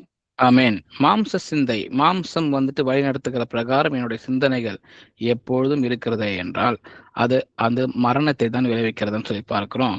ஆனா தேவனுடைய ஆவியின் பிரகாரம் என்னுடைய ஆவி தேவனுடைய ஆவியோடு சேர்ந்து செயல்படும் பொழுது அந்த சிந்தை எனக்கு ஜீவனும் சமாதானத்தையும் தருகிறதா இருக்குன்னு சொல்லி பார்க்கிறோம். அப்போ மாம்ச சிந்தை, ஆவியின் சிந்தைன்னு 2 விதமான சிந்தனைகள் இருக்க வாய்ப்பு இருக்குது அப்படின்னு சொல்லி இந்த வசனம் நமக்கு சொல்லிக் கொடுக்குது. ஒரு சிந்தை, மாம்சத்தின் சிந்தை எதை நோக்கி நம்மளை கொண்டு போகுன்றதை வசனம் சொல்லிக் கொடுக்குது. அதே போல ஆவியின் சிந்தை ஜீவனையும் சமாதானத்தையும் தரக்கூடியதா இருக்குன்னு சொல்லியும் இந்த வசனம் சொல்லிக் கொடுக்குது. பாருங்க, இது 2ம் ஒன்றுக்கு ஒன்று பகையாய் இருக்கிறது அப்படின்னு சொல்லி சொல்லப்பட்டிருக்கு. இது என்னைக்குமே ஒன்னோட ஒண்ணு சேர்ந்து ஒத்து போகிறதா இல்லை. ஏன்னா மாம்சம் உலகம் சார்ந்த விஷயங்களை மட்டுமே எனக்கு கொண்டு செல்கிறதா இருக்கு. ஆனா ஆவியின் சிந்தை தான் தேவனுக்கு ஏற்ற அந்த இடத்திற்கு உண்மையான என்னுடைய ஆத்மா ஜீவன் அது சமாதானத்தோடு சென்று தேவனை அடைவதற்கான இடத்துல எனக்கு கொண்டு போகிறதா இருக்குன்னு சொல்லி பார்க்கும். அப்போ இந்த 2 சிந்தனைகளும் ஒரு சேர என்னுடைய சிந்தனைக்கு வருகிறதுன்றது உண்மை. ஆனா இதை நான் எதை தேர்ந்தெடுக்கிறேன்ற விஷயத்துலதான் நாம பகுத்தறிந்து பார்த்து அதை நிதானித்து அறியப்பட்டதாக இருக்கணும்னு சொல்லி நம்ம பார்க்கிறோம். ஏன்னா மாம்சத்துக்கு உட்பட்டவர்கள் தேவனுக்கு பிரியமாய் இருக்க மாட்டார்கள்னு சொல்லி தெளிவாக நமக்கு வசனம் சொல்லி கொடுத்துருச்சு பாருங்க. அப்போ இந்த மாம்சத்தை ஒரு ஆசையை உண்டாக்கும் ஒரு கருவியை போல நம்ம பயன்படுத்திட்டோம்னா நம்மளோட சிந்தனை மாம்ச சிந்தனையா முழுமையாக மாறிடும். பாருங்க, இது ஒரு இன்புட் டிவைஸை போல. அப்போ சரீரம் தேவன் வந்துட்டு நமக்கு கொடுத்திருக்கிறார், அது நன்மைக்காகவே கொடுத்திருக்கிறார். பாருங்க, சரீரம் இல்லாமல் ஒருவனும் வந்துட்டு இந்த உலகத்துல வந்துட்டு எதுவுமே செய்ய முடியாததற்கும் சொல்லி பார்க்கணும். எந்த கிரியைகளை செய்யறனாலும் சரி, எப்படிப்பட்ட இந்த உலகத்துல மற்றவங்களுக்கு கூட நம்ம கனெக்ட் பண்ற விஷயமும் சரி, சரீரத்தின் மூலமாக தான் நம்ம செய்யறோம் இல்லைங்களா? அப்போ அது படைக்கும் போதே அது நன்மையான விஷயங்களாக தான் படைக்கப்பட்டது. அதை பயன்படுத்துகிற விதத்துலதான் அது வந்துட்டு பிசாசின் வஞ்சனையில விழுந்து அது வந்துட்டு உலகத்திற்கான விஷயங்களை மாத்திரமே நமக்கு கொடுத்து நமக்கு அந்த இடத்துல ஜீவனுக்கு பதிலாக மரணத்தை விளைவிக்கிறதா இருக்குன்னு சொல்லி பார்க்கிறோம். அப்போ எதெல்லாம் என்னால பண்ண முடியுது? இந்த 5 புலன்கள்னு சொல்றாங்க இல்லைங்களா? வந்து பார்க்கிறது, கேட்கிறது, முகர்றது, அதே போல வந்துட்டு சுவைக்கிறது, தொடுதல், இந்த எல்லா உணர்ச்சிகளையும் கொடுக்கிறது, இந்த உலகத்தோட கனெக்ட் பண்ற விஷயமே இந்த 5 புலன்கள் மூலமாக தான். இதைத்தான் வந்துட்டு வேதம் சரீரம்னு சொல்லுதுன்னு பார்க்கிறோம். அப்போ இதை நான் சாட்டிஸ்ஃபை பண்ணிக்கிறதுக்காக தொடர்ந்து நான் செய்கிற விஷயங்கள் எல்லாமே மாம்சத்துக்குரிய சிந்தனையை எனக்கு அதிகப்படுத்துகிறதா இருக்குன்னு சொல்லி பார்க்கிறோம். அப்போ தேவனுடைய ஒழுங்கு எப்படிப்பட்டதா இருக்குன்னா இது இந்த 3மே தேவையானதா இருக்கு. ஆவி, ஆத்மா, சரீரம். இதோடைய நேச்சுரல் ஃப்ளோவே பார்த்தீங்கன்னா ஆவி ஆத்மாவை வழி நடத்த வேண்டியதா இருக்கிறது. ஆத்மா சொல்லுவதை சரீரம் செய்யக்கூடிய வேண்டியதா இருக்குது. இதுதான் வந்துட்டு அவங்களுடைய ஹைரார்கின்னு சொல்லப்பட்டிருக்கு. இந்த ஃப்ளோ இப்படிப்பட்டதா தான் இருக்கணும்னு சொல்லி தேவன் வந்துட்டு முன் குறித்திருக்கிறார். அதற்காகவே இதை செய்திருக்கிறான்னு சொல்லி பார்க்கிறோம். அப்போ ஆவி மட்டும் தான் தேவனோட வந்துட்டு இணைகிறதுன்னு சொல்லி நம்ம பார்க்கிறோம். ஆத்மா எதை செய்வதுன்றத தேர்வு செய்யணும். ஏன்னா 2 சிந்தனைகளுமே ஆத்மாவுக்கு வருகிறதா இருக்குது. ஒண்ணு மாம்சம் கொடுக்கக்கூடிய சிந்தனையா இருக்கு, இன்னொன்னு ஆவி கொடுக்கக்கூடிய சிந்தனையா இருக்கு. அதுல எதை நான் செய்ய வேணும்ன்ற தேர்வு என்னுடைய ஆத்மாவில் நடக்குதுன்னு சொல்லி பார்க்கிறோம். சரீரம் வெறும் செயல்படுத்தக்கூடியதாய் மட்டுமே இருக்குது. எடுத்த தேர்வை ஆத்மா செய்ய வேணும்னு சொல்லி எடுத்த அந்த டிசிஷனை ஆக்ஷன்ல செய்ய வேண்டியதா மட்டும் இருக்குன்னு சொல்லி பார்க்கிறோம். அப்போ ஆவி டைரக்ஷனை கொடுக்குது, எப்படிப்பட்ட டைரக்ஷன் நம்ம போகணும்னு சொல்லி. அந்த டிசிஷன், எதை நான் செய்யணுன்ற டிசிஷன் ஆத்மா எடுக்குதுன்னு சொல்லி பார்க்கிறோம். ஆத்மா எடுத்த டிசிஷனை தான் ஒரு ஆக்ஷனை போல நம்ம செய்தோம்னா ஒரு சரீரம் அதற்கு தேவையானதா இருக்குன்னு சொல்லி பார்க்கிறோம். இந்த விளக்கம் நமக்கு உண்மையாக தெரிந்து கொண்டிருக்கணும். ஏன்னா அநேக இடங்கள்ல ஆவியையும் ஆத்மாவையும் ஒன்றாக பேசக்கூடிய அந்த நிலைமை இருக்குது. ஆவி வந்துட்டு மரித்து போய் ஆவியோட அந்த கனெக்டே இல்லாம இருக்கும் பொழுது, ஆத்மா மரித்து போய் இருக்கும் பொழுது இதற்கான வித்தியாசமே இல்லாம ஒவ்வொரு மனுஷனும் வாழக்கூடிய நிலைமை வரும். அப்போ அவனுக்கு தேவையானது தேவனுடைய வார்த்தை. அந்த வார்த்தை தான் ஆத்மாவையும் ஆவியையும் பிரிக்கக்கூடியதா இருக்குன்னு சொல்லி நமக்கு வசனம் சொல்லப்பட்டிருக்கு. வாசிக்கலாம். எபிரேயர் 4ஆம் அதிகாரம் 12ஆம் வசனம். தேவனுடைய வார்த்தையானது ஜீவனும் வல்லமையும் உள்ளதாயும் இருபுறமும் கருக்குள்ள எந்த பட்டயத்திலும் கருக்கானதாயும் ஆத்மாவையும் ஆவியையும் கணுக்களையும் ஊனையும் பிரிக்கத்தக்கதாக உருவ குத்துகிறதாயும் இருதயத்தின் நினைவுகளையும் யோசனைகளையும் வகையறுக்கிறதாயும் இருக்கிறது. ஆமென். நாம என்ன இப்ப இது நமக்கு எல்லாருக்கும் தெரிந்த வசனம் தான் இல்லைங்களா? அப்போ தேவனுடைய வார்த்தையானது ஜீவனும் வல்லமையும் உள்ளதாயும் இருக்கிறது. அது இருபுறமும் கருக்குள்ள எந்த பட்டயத்திலும் கருக்கானதாயும் இருக்குன்னு சொல்லி சொல்லப்பட்டிருக்கு. இதுதான் ஆத்மாவையும் ஆவியையும் கணுக்களை மூனையும் பிரிக்கத்தக்கதாக உருவ குத்துகிறதுன்னு சொல்லி பார்க்கிறோம். இருதயத்தின் நினைவுகளையும் யோசனைகளையும் வகையறுக்குதுன்னு சொல்லி பார்க்கிறோம். அப்போ என்னுடைய இருதயத்துல தோணுகிறது, அநேக மக்கள் நம்ம எல்லா இடத்துக்குமே பாத்தீங்கன்னா ஒரு கட்டத்துல எது சரியான செயலா இருக்குது, இது ஆவியானவர்கள் உந்தப்பட்டு நான் செய்கிறேன்னா இல்ல இது என்னோட மாம்சம் உந்தப்பட்டு நான் செய்கிறேன்னான்ற அந்த டிஃபரன்ஸே தெரியாம போகிற காலகட்டத்துல நம்ம வாழ்ந்து கொண்டிருக்கிறோம். அநேக இடத்துல இது வந்துட்டு எனக்கு தேவனுக்கு உகந்ததா இருக்குமா இந்த செயல், இல்லை இது என்னுடைய சொந்த விருப்பத்தின்படி நான் செய்யறேனான்ற அந்த டிஃபரன்ஸே பார்க்க முடியாத அளவுக்கு ஒன்னோட ஒண்ணு ஒன்றி போய் நம்ம வாழுகிறோம்னு சொல்லி பார்க்கிறோம். அப்போ அதை ரெண்டையும் பிரிச்சு எனக்கு எது ஆவியானவர் வந்துட்டு என்னை செய்ய சொல்லுகிறார், எது மாம்சம் கேட்குதுன்ற விஷயத்தை நான் தெரிந்து கொள்வதற்கே தேவனுடைய வார்த்தை தான் காரணமா இருக்கு பாருங்க. தேவனுடைய வார்த்தை தான் ஜீவனும் வல்லமை உள்ளதாகவும் இருக்குது. அதுதான் கருக்கான பட்டயத்தை போல ஆவியையும் ஆத்மாவையும் பிரிக்குது. என்னுடைய இருதயத்தின் நினைவுகளையும் என்னுடைய யோசனைகளையும் வகையறுத்து காமிக்கிறதுக்கு தேவனுடைய வார்த்தை தேவைப்படுது பாருங்க. அப்போ உலகத்துல வாழ்கிற மனுஷர்கள், இல்ல தேவனை அறிந்த பிள்ளைகள், அறியாத பிள்ளைகள் எல்லாருக்குமே அவர்கள் வந்துட்டு ஆவியானவர் சொல்லுகிற அந்த அந்த டைரக்ஷன் பிரகாரம் போகணும்னா அதற்கு தேவையாக இருக்கிறது தேவனுடைய வார்த்தை. அவருடைய வார்த்தை இல்லாம, வேதாகமத்தை படிக்காம, அதை வந்துட்டு தியானிக்காம, அதை ஆராய்ந்து பார்க்காம என்னுடைய வழி நடத்துதல் ஆவிக்குரியதா இருக்குதா இல்ல மாம்சத்துக்குரியதா இருக்குதான்றதையே அறிய முடியாதுன்றதுதான் இந்த வசனம் நமக்கு சொல்லிக் கொடுக்குது. அப்போ இதத்தான் வந்துட்டு முதல் தடவை மனிதன் வீழும் பொழுதும் இதுதான் நடந்தது பாருங்க. வாசிக்கலாம். ஆதியாகமம் 3ஆம் அதிகாரம் 6ஆம் வசனம். அப்பொழுது ஸ்திரீயானவள் அந்த விருட்சம் புசிப்புக்கு நல்லதும் பார்வைக்கு இன்பமும் புத்தியை தெளிவிக்கிறதற்கு இச்சிக்கப்படத்தக்க விருட்சமுமாய் இருக்கிறது என்று கண்டு அதன் கனியை பறித்து புசித்து தன் புருஷனுக்கும் கொடுத்தாள், அவனும் புசித்தான். ஆமென். அவங்க செய்த முதல் பாவத்திற்கு அங்க வேறா இருக்கிறது எதுனா அவனோட சரீரமா இருக்கு பாருங்க. சரீரம் சொல்றத, மாம்சம் சொல்றத ஆத்மா கேட்ட தோட்டு முதல் பாவம் வந்திருக்குன்னு சொல்லி பார்க்கிறோம். அந்த இடத்துல பார்க்க நல்லதா இருந்ததுன்னு சொல்லி அது சரீரம், சென்சஸ் இல்லைங்களா? அப்ப அந்த 5 புலன்கள்ல ஒண்ணு பார்க்கிறது. அப்ப கண்களால பார்க்கிற விஷயம், அது பார்க்க நல்லதா இருந்துச்சு. சாப்பிட நல்லதுன்னு சொல்லி அவருடைய அந்த சிந்தனை அந்த மாம்சம் கொடுத்ததா இருக்குது. அதை ஆத்மா கேட்டு அதன்படி நடக்குதுன்னு சொல்லி பார்க்கிறோம். இது ஸ்திரீ மட்டும் இல்ல, அந்த இடத்துல ஆதாமும் கூட சேர்ந்து அதை புசிக்கும் பொழுது அவனும் இதே 2 விஷயங்களை தான் செய்யறான். பார்க்க நல்லதா இருக்குது, அவன் சரீரம் சொல்றத அவன் ஆத்மா கேட்டு அது சாப்பிட நல்லதா இருக்குதுன்றத ஒரு முடிவு, அந்த ரீசனிங்கை எடுக்கிறாங்க பாருங்க. இது மாம்சம் சொல்லுவதை ஆத்மா கேட்பதற்கான ஒரு சிறந்த உதாரணமா இருக்கு. இது முதல் தடவை நடந்த போதுதான் முதல் பாவம் உலகத்துல வெளிப்பட்டதா இருக்கு. இதுதான் தேவனுக்கு கீழ்ப்படியாமைக்கான முதல் பாவமா இருக்குது பாருங்க. இந்த இடத்துல ஆவி அமைதியாக இருந்துச்சு. அவங்க ஆவியின் சிந்தை இல்லாத பிள்ளைகளாக இந்த முடிவை எடுத்தவர்களா இருக்கிறாங்கன்னு சொல்லி பார்க்கிறோம். அப்ப இதத்தான் இங்கிலீஷ்ல எபிஸ்டமோலாஜிக்கல் ஷிஃப்ட் அப்படின்னு சொல்றாங்க பாருங்க. அப்போ சத்தியத்தின் மூலம் எங்கிருந்து வரணும்ன்றத நம்ம வந்துட்டு மனிதனா நம்ம முடிவெடுக்கிற சிந்தனையோட அதை மாட்டிட்டோன்றதுதான் அந்த ஒரு உண்மையா இருக்கு. அப்போ ட்ரூத் சோர்ஸ், எந்த சோர்ஸ்ல இருந்து எனக்கு உண்மை வரணும்ன்றத நானே மாத்திட்டேன். ஏன்னா தேவன் சொல்லுகிறார், அந்த கனியை புசிக்கும் போது நீ சாகவே சாவாயின்னு சொன்னாரு. அது சத்தியம். அந்த சத்திய வார்த்தை தேவனிடத்திலிருந்து வந்திருக்கிறது. அந்த கனியை புசித்தால் நீ சாகவே சாக மாட்டாய்ன்னு சொல்லி பிசாசு இன்னொரு சோர்ஸா ஒரு விஷயத்த சொல்லுது. அப்போ தேவன் சொல்றது உண்மை. அதற்கப்புறம் வந்துட்டு பிசாசு சொல்வது பொய்யா இருந்தாலும் கூட அதை உண்மைன்னு நம்பி அவங்க செய்கிற இந்த காரியமா இருக்குன்னு சொல்லி பார்க்கிறோம். அப்போ என்னுடைய உண்மைய தேவனிடத்திலிருந்து மட்டும்தான் வருதுன்றத நாம் புரிந்து கொண்டும் கூட அதை செய்யாம பிசாசு சொன்னதை அவங்க கேட்ட தொட்டு தான் அது நடந்துச்சுன்னு சொல்லி பார்க்கிறோம். வாசிக்கலாம். அதே 3ஆம் அதிகாரம் 5ஆம் வசனம் வாசிக்கலாம். உங்கள் இதை புசிக்கும் நாளிலே உங்கள் கண்கள் திறக்கப்படும் என்று நீங்கள் நன்மை தீமை அறிந்து தேவர்களைப் போல் இருப்பீர்கள் என்றும் தேவன் அறிவார் என்றது. ஆமென். அப்ப இந்த இடத்துல பிசாசு இந்த வார்த்தையை சொன்ன பிறகுதான் அது பார்க்க நல்லா இருந்துச்சுன்னு சொல்லி அடுத்த வசனத்துல அதை புசித்தார்கள்னு சொல்லி வசனம் சொல்லி கொடுக்குறது பாருங்க.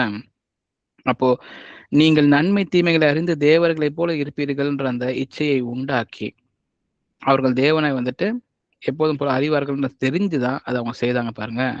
இதுதான் சுயத்தின்படி செயல்படுகிற ஆத்மாவா அந்த இடத்துல பிசாசு அவர்களை மாற்றுச்சுன்னு சொல்லி பார்க்கிறோம். இதைத்தான் வந்துட்டு அந்த ஷிஃப்ட்னு சொல்லி நம்ம பார்த்தோம் இல்லைங்களா. உண்மை வருகிற மூலம் எங்க இருக்குதோ அந்த இடத்துல இருந்து பிரிந்து இன்னொரு இடத்த மூலமா வைத்துக் கொள்வதுதான் இந்த சுயத்தின்படி செயல்படுகிற ஆத்மாவை மாறுது. முதலாவது ஆத்மாக்கு எடுத்துக்கொண்டப்பட்டது, அதற்கு சரீரம் ஒத்துழைச்சது. இது எல்லாமே பிசாசின் வஞ்சனையா இருக்குன்னு சொல்லி பார்க்கிறோம். அப்ப பாவம்ன்றது இந்த ஒரு செயல் இல்லை பாருங்க.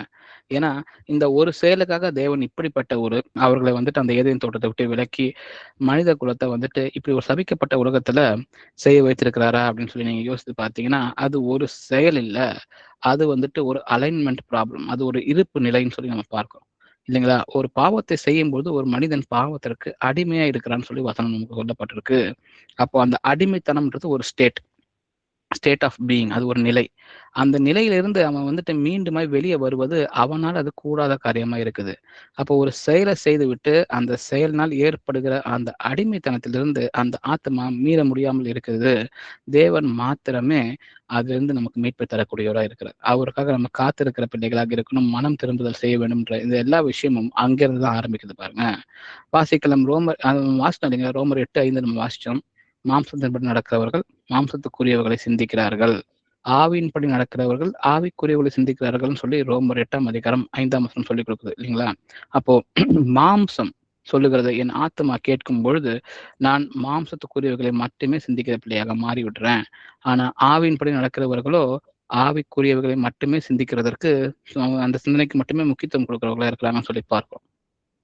அப்போ அந்த ராங் சோர்ஸ் எந்த இடத்துல இருந்து என்ன உண்மை வருகிறதுன்றத நான் வந்துட்டு சரியாக தீர்மானிக்கிற பிள்ளையாக இருக்கும் பொழுது அது பாவத்திலிருந்து நான் விடுதலை பெற்ற பிள்ளையாக இருக்கிறேன். ஆனா அதை தப்பா நான் சூஸ் பண்ணும்பொழுது என்னோட ஆத்மா தவறான மூலத்திலிருந்து வழிபடும் பொழுது அந்த வழியை கேட்பதும் போது பாவம் உண்டாகிறதா இருக்குன்னு சொல்லி பார்க்கும். ஸோ அப்போ என்னுடைய ஆத்மா எந்த பக்கம் சாயுதோ, எந்த சிந்தனையை அதிகமா வந்துட்டு என்கரேஜ் பண்ணுதோ அதுதான் வளர்ந்து நான் மாம்சத்துக்குரியவனா இருக்கிறேன், இல்லை ஆவிக்குரியவனா இருக்கிறேன். மாம்சத்தின் சிந்தை மரணம்னு சொல்லி நம்ம பார்த்தோம். அப்போ எப்படி இந்த இருந்து மீட்பு பெறுவது? அப்போ ஒரு 4 விஷயங்களை மட்டும் நம்ம பார்க்கலாம்.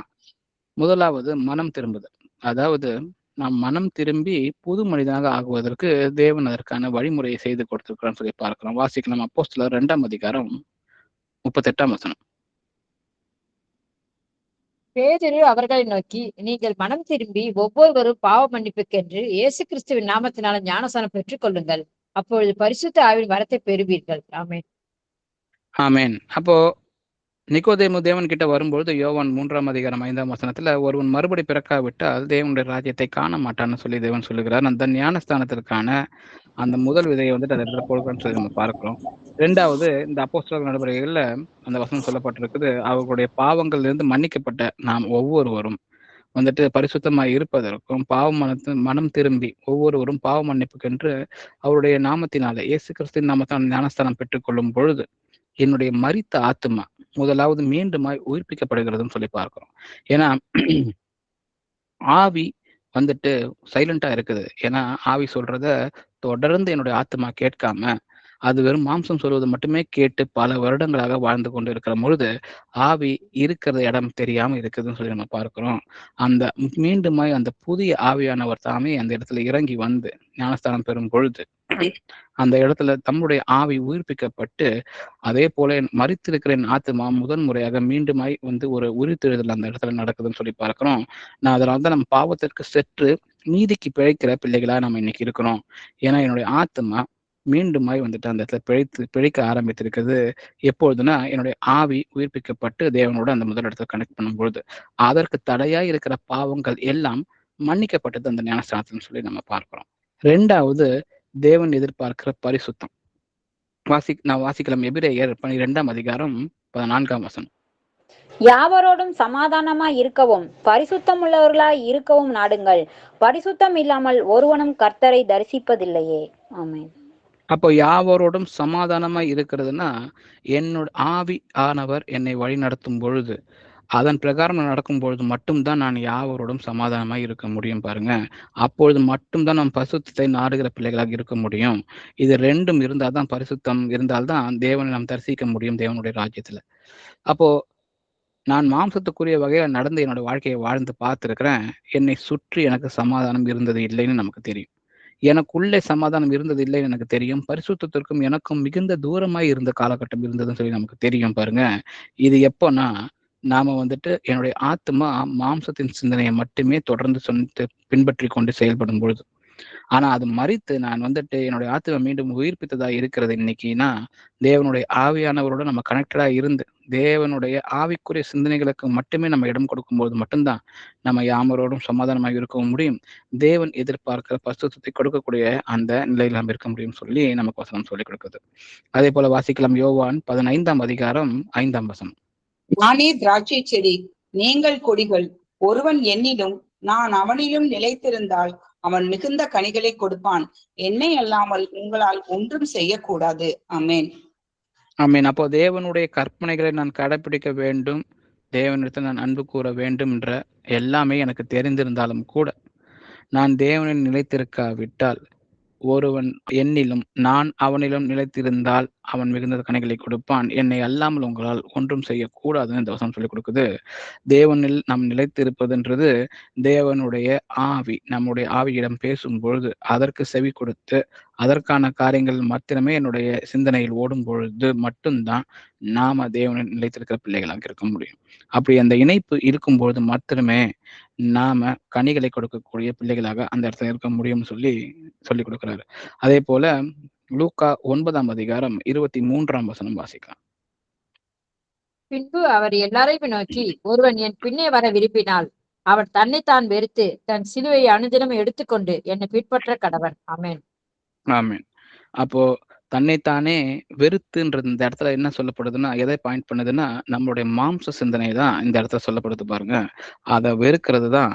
வெறுத்தா மட்டும்தான் ஆவிக்குரிய விஷயங்கள் அது எனக்கு சிலுவையை போல இன்னைக்கு இருந்தாலும் கூட அதை எடுத்து நான் தேவனை பின்பற்றணும்னு சொல்லி பின்பற்றுகிற இந்த சுயத்தை மறுக்கிற இந்த விஷயத்தை நம்ம செய்யணும். அப்ப மனம் திரும்புதல், பரிசுத்தம், தேவனோட இணைந்து இருக்கிறது, என்னுடைய சுயத்தை மறுத்தல், இந்த 4 விஷயங்களும் எனக்கு தேவையானதா இருக்குன்னு சொல்லி பார்க்கிறோம். இந்த 4 விஷயங்களை செய்யறது மூலமாக தான் நான் ஆவியில மீண்டுமாய் பிறந்து ஆவிக்குரிய விஷயங்களை மாத்திரமே செய்ய முடிகிற பிள்ளைகளாக இருக்க முடியும். இதற்கு ஆவியோட நான் எப்பொழுதுமே கனெக்டடா இருக்கணுன்ற இந்த விஷயம் நமக்கு முக்கியமா இருக்கு. அப்ப நம்ம பார்த்துட்டோம் இல்லைங்களா, மனுஷன் 3 நிலைகள்ல இருக்கிறதுக்கான வாய்ப்பு மட்டுமே இருக்கு. ஒண்ணு, ஒரு சரீர மனிதனோட அவன் இருக்க முடியும். இல்ல ஆத்மாவின் வழிநடத்துதல் மட்டுமே இருக்கிற மனிதனா இருக்க முடியும். 3வது ஆவிக்குரிய மனிதனாய் ஒரு மனிதன் செயல்பட முடியும். இந்த 3 நிலைகள் தான் முக்கியமா இருக்கு பாருங்க. அநேக மனிதர்கள் வெறும் சரீர மனிதர்களாவே இருந்து விடுறாங்க. சரீரத்திற்கான தேவைகளை மட்டுமே ஃபோக்கஸ் பண்ணி நம்மளுடைய வாழ்க்கை இருக்கும் பொழுது அதுவும் சரீர மனிதனா மட்டுமே இருக்கலாம். வாசிக்கலாம். 1 கொரிந்தியர் 3ஆம் அதிகாரம் 1ஆம் வசனம். மேலும் சகோதரரே, நான் உங்களை ஆவிக்குரியவர்கள் என்று எண்ணி உங்களுடனே பேசக்கூடாமல் மாம்சத்துக்குரியவர்கள் என்றும் கிறிஸ்துவுக்குள் குழந்தைகள் என்றும் எண்ணி பேச வேண்டியதாயிற்று. ஆமென்.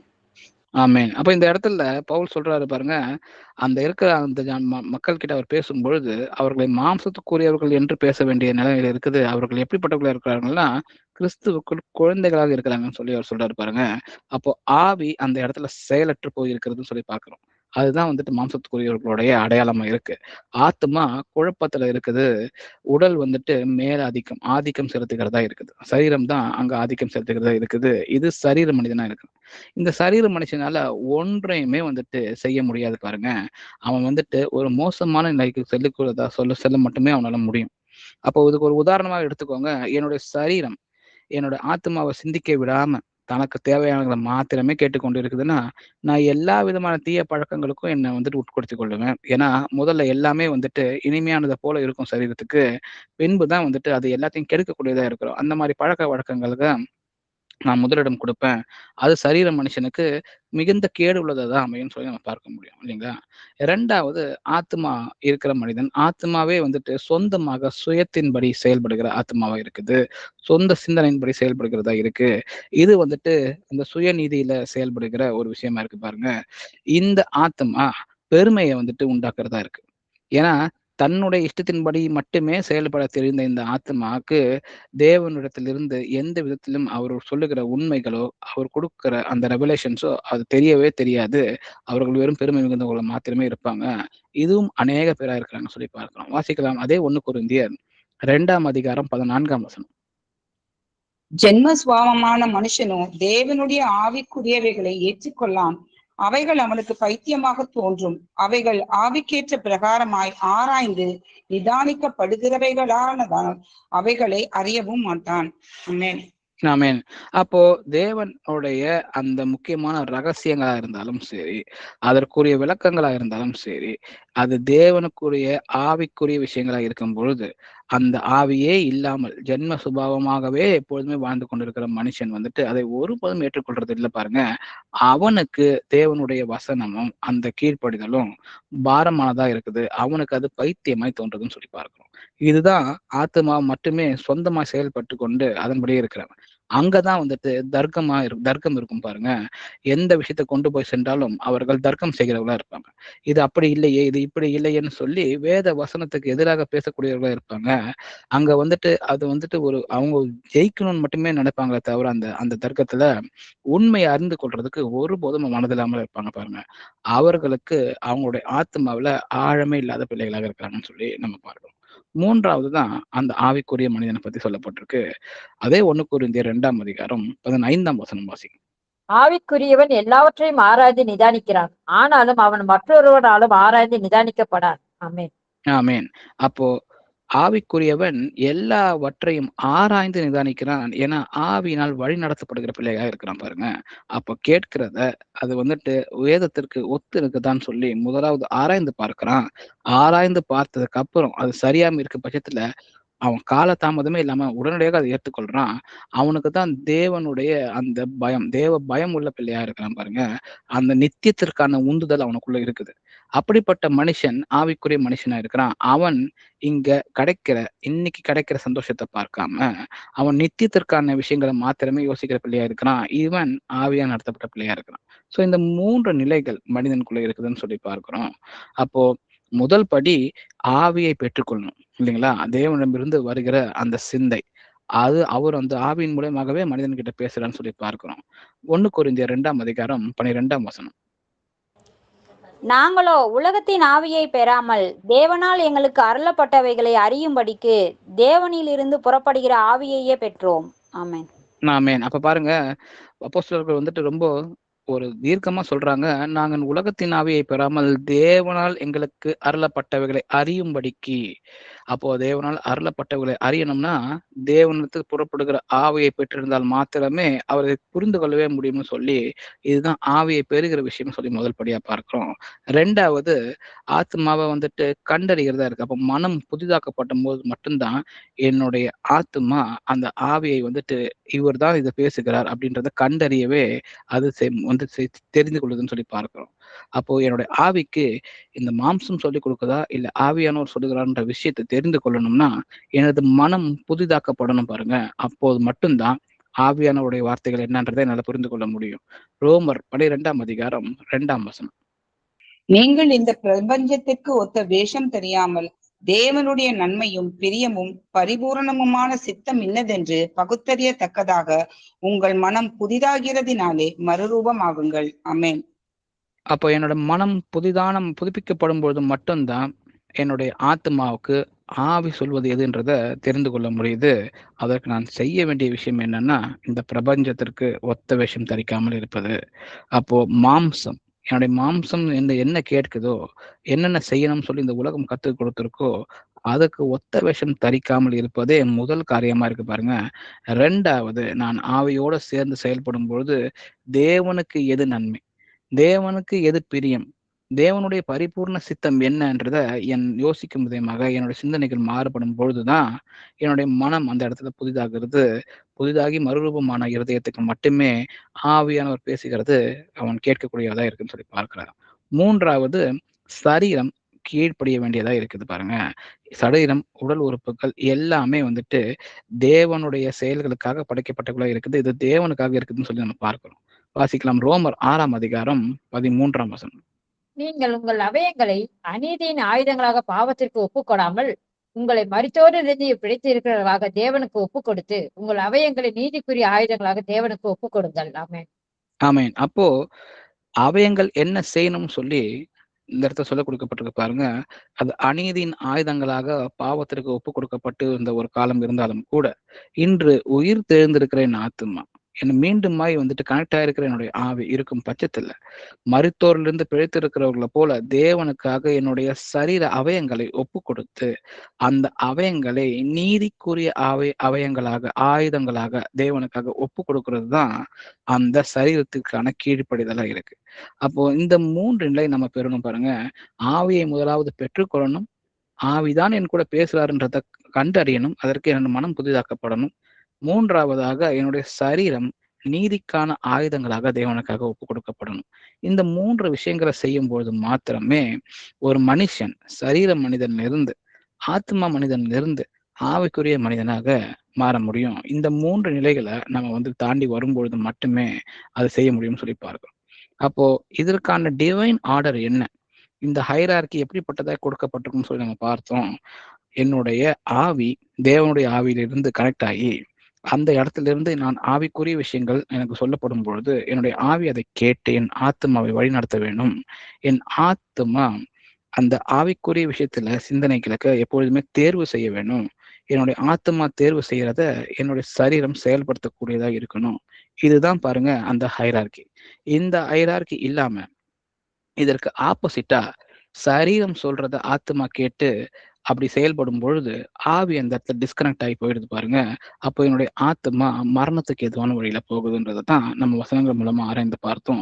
இப்படி பல டிவைன் ஆர்டர்ஸ் இந்த ஹைரார்கிய வேதாகமம் நமக்கு சொல்லி கொடுக்குது இல்லைங்களா? அப்போ ஒரு சபைக்கு கிறிஸ்துவே தலையா இருக்கிறார்.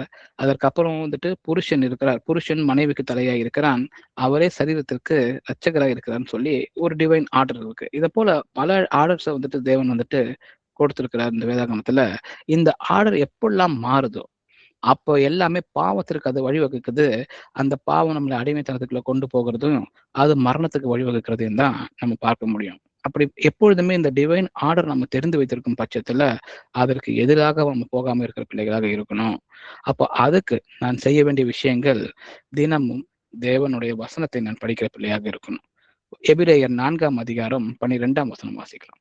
தேவனுடைய வார்த்தையானது ஜீவனும் வல்லமையும் உள்ளதாயும் இருபுறமும் கருக்குள்ள எந்த பட்டயத்திலும் கருக்கானதாயும் ஆத்மாவையும் ஆவியையும் கணுக்களையும் ஊனையும் பிரிக்கத்தக்கதாக உருவ குத்துகிறதாயும் இருதயத்தின் நினைவுகளையும் யோசனைகளையும் வகையறுக்கிறதாயும் இருக்கிறது. ஆமென். அப்போ குழப்பத்தில் இருக்கிற ஒரு மனிதனுக்கு தெளிவு பிறக்கணும்னா, எது மாம்சம் எது ஆவின்னு தெரியணும்னா அது தேவனுடைய வார்த்தையால் மாத்திரமே முடியும்.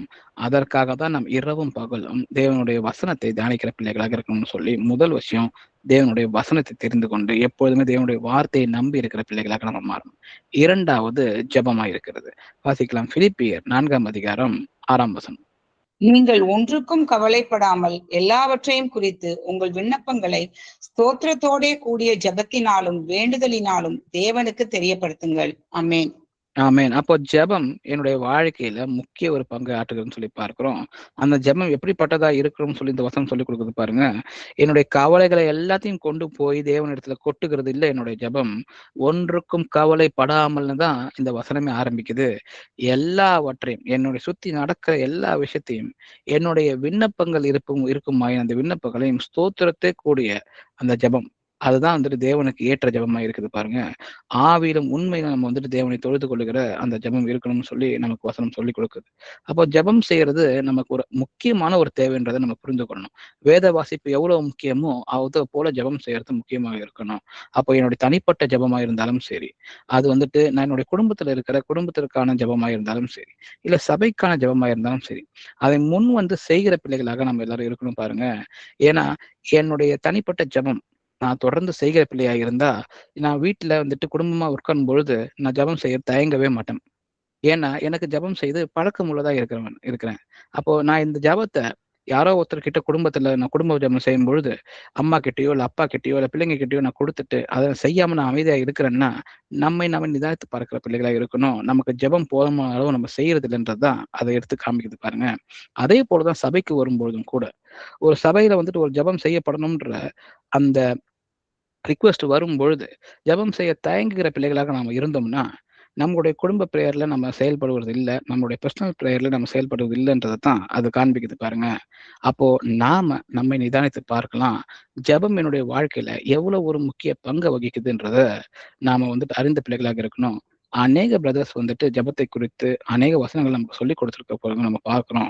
வசனங்கள் அநேகம் இருக்குது ஜெபத்தை பத்தி. எப்படிப்பட்ட ஜெபமாய் நம்ம இருக்கணும்னு சொல்லி நாம தொடர்ந்து ஜெபத்திற்கு முக்கியத்துவம் கொடுக்கிற பிள்ளைகளாக நம்ம இருக்கணும். ஜெப ரிக்வெஸ்ட் வரும்பொழுது அதை விருப்பத்தோடு வந்து முதலாவது செய்கிற பிள்ளைகளாக இருக்கணும். ஏன்னா இந்த ஜெபம் முக்கியமான ஒரு பங்கு வகிக்கிறது. நான் என்னுடைய ஆவி தேவனுடைய ஆவியோட கனெக்ட் ஆகிறதுன்னு சொல்லி பார்க்கிறோம். மூன்றாவது பரிசுத்தம். இந்த வசனத்தை நம்ம ஏற்கனவே பார்த்தோம். யாவரோட நாம் சமாதானமா இருக்கவும் பரிசுத்தம் உள்ளவராய் இருக்கவும் நாடணும் சொல்லி வசனம் சொல்லிக் கொடுக்குது. எபிரேயர் 12ஆம் அதிகாரம் 14ஆம் வசனம். இது நம்ம நாடி தேடி செய்கிற ஒரு விஷயமா இருக்கு பாருங்க. சமாதானத்தை தேடுகிற பிள்ளைகளாக நம்ம இருக்கணும். பரிசுத்தம் உள்ளமா இருக்கிறதற்கு நம்ம நாடுகிற பிள்ளைகளாக நம்ம இருக்கணும். ஏன்னா பரிசுத்தம் இல்லாமல் ஒருவனும் கர்த்தரை தரிசிப்பது இல்லையேன்னு சொல்லி இந்த வசனம் என்னைக்கும் மாறாததா இருக்குதுன்னு சொல்லி பார்க்கணும். நான்காவதாக நான் தேர்வு செய்யணும் பாருங்க. எனக்கு முன்பாக ஜீவனும் மரணம் 2மே வந்துட்டு கொடுக்கப்பட்டிருக்குன்றது நமக்கு வேதம் சொல்லிக் கொடுக்குது இல்லைங்களா? ஆசீர்வாதம் ஒரு பக்கமும் சாபம் ஒரு பக்கமும் கொடுக்கப்பட்டிருக்கு. அது 2ஐயும் உனக்கு முன்பாக நான் வைக்கிறேன்னு சொல்லி தேவன் சொல்லுகிறார். அப்போ எதை நான் தேர்வு செய்யணும்ன்றத என்னுடைய மாம்சத்தின்படியும் என்னுடைய ஆவியின்படியும் நான் எதை தேர்வு செய்கிறேனோ அதைத்தான் ஜீவனையும் மரணத்தையும் தேர்வு செய்கிற ஒரு இடமா இருக்குது பாருங்க. ஆசீர்வாதம் வேண்டுமா சாபம் வேண்டுமான்னு கேட்டா நம்ம எல்லாருமே ஆசீர்வாதத்தை தேர்ந்தெடுக்கிற பிள்ளைகளாக இருப்போம். எல்லாருக்குமே ஜீவன் தான் வேணும்னு சொல்லி நம்ம தேர்ந்தெடுப்போம். அதற்கு நாம் செய்ய வேண்டிய தேர்வு என்னுடைய ஆத்மா ஆவிக்குரிய விஷயங்களை தேர்ந்தெடுத்து செய்ய வேண்டிய ஆத்மாவா செயல்படும் பொழுது மட்டும்தான் அது நடக்கும். அப்போ இந்த 4 விஷயங்கள் வேத வசனம் வாசிப்பு தேவனுடைய வார்த்தை தான் நமக்கு எது ஆவி எது மாம்சம்ன்றது பிரித்து காண்பிக்கக்கூடிய இருக்குது. ஜெபம் மட்டும்தான் தேவனோட என்னை வந்துட்டு கனெக்ட் பண்ணுதுன்னு சொல்லி பார்க்கிறோம். மூன்றாவது பரிசுத்தையும் சமாதானத்தையும் நாடி தேடுகிற பிள்ளைகளாக நம்ம இருக்கணும்னு சொல்லிக் கொடுக்கப்பட்டிருக்கு. நான்காவதா என்னுடைய ஆத்மா எதை தேர்வு செய்யணுன்றது எனக்கு முன்பாக வைக்கப்பட்டிருக்குது. ஏன்னா உபாகமம் 30ஆம் அதிகாரம் 19ஆம் வசனத்துல நான் ஜீவனையும் மரணத்தையும் ஆசீர்வாதத்தையும் சாபத்தையும் உனக்கு முன் வைத்தேன் என்று உங்கள் மேல் வானத்தையும் பூமியையும் இன்று சாட்சியாக வைக்கிறேன்னு சொல்லி வசனம் சொல்லி கொடுக்குது பாருங்க. ஆகையால் நீயும் உன் சந்ததியும் பிழைக்கும்படிக்கு நீ ஜீவனை தேர்ந்து கொண்டு அப்படின்னு சொல்லி வசனம் சொல்லுது. அப்போ இந்த விஷயத்தை செய்யும் போது மாத்திரமே நாம் அந்த தேர்வை செய்யும் போது மாத்திரமே தேவனுக்கு ஏற்ற வகையில செயல்பட முடியும். அதுதான் என்னுடைய ஆத்மா ஜீவனோடு இருப்பதற்கான அடையாளமா இருக்குன்னு சொல்லி பாருங்க. அப்போ தேவனுக்கான இன்னைக்கு நமக்கு சொல்லப்பட்டிருக்கிற காரியங்கள், அதற்காக நாம தேவனை ஸ்தோத்திரித்து அவரோட ஒரு ஜெபத்தோட கூட நாம இந்த பைபிள் ஸ்டடியை நிறைவு செய்வோம். எங்கள் அப்பா பிதாவே, எங்கள் கர்த்தராகிய இயேசு கிறிஸ்துவே, நீர் நல்லவர், நீர் வல்லவர், நீர் பரிசுத்தரப்பா, நீர் தூயவர். உம்மை போல ஒரு தேவன் இல்லையப்பா. அப்ப எங்க கூடவே இருந்து எங்களை ஒவ்வொரு நாளும் ஒவ்வொரு விஷயத்திலும் வழிநடத்துகிற தேவனாய் நீங்க இருக்கிறீங்க. அதற்கு நமக்கு கொடான கொடி சோத்திரம் நன்றியும் செலுத்துக்கிறோம். உமக்கே என்றென்றைக்கும் சதா காலங்களுக்கும் மகிமையும் மாட்சியும் என்றென்றும் உரியது. அப்போ எங்கள் ஆவியாய் இருந்து எங்கள் கூடவே இருந்து எங்கள் ஆவியோடு சேர்ந்து வாசம் பண்ணுகிற தேவனே, உமக்கு கோடி சோத்திரமும் நன்றியும் செலுத்துகிறோம்.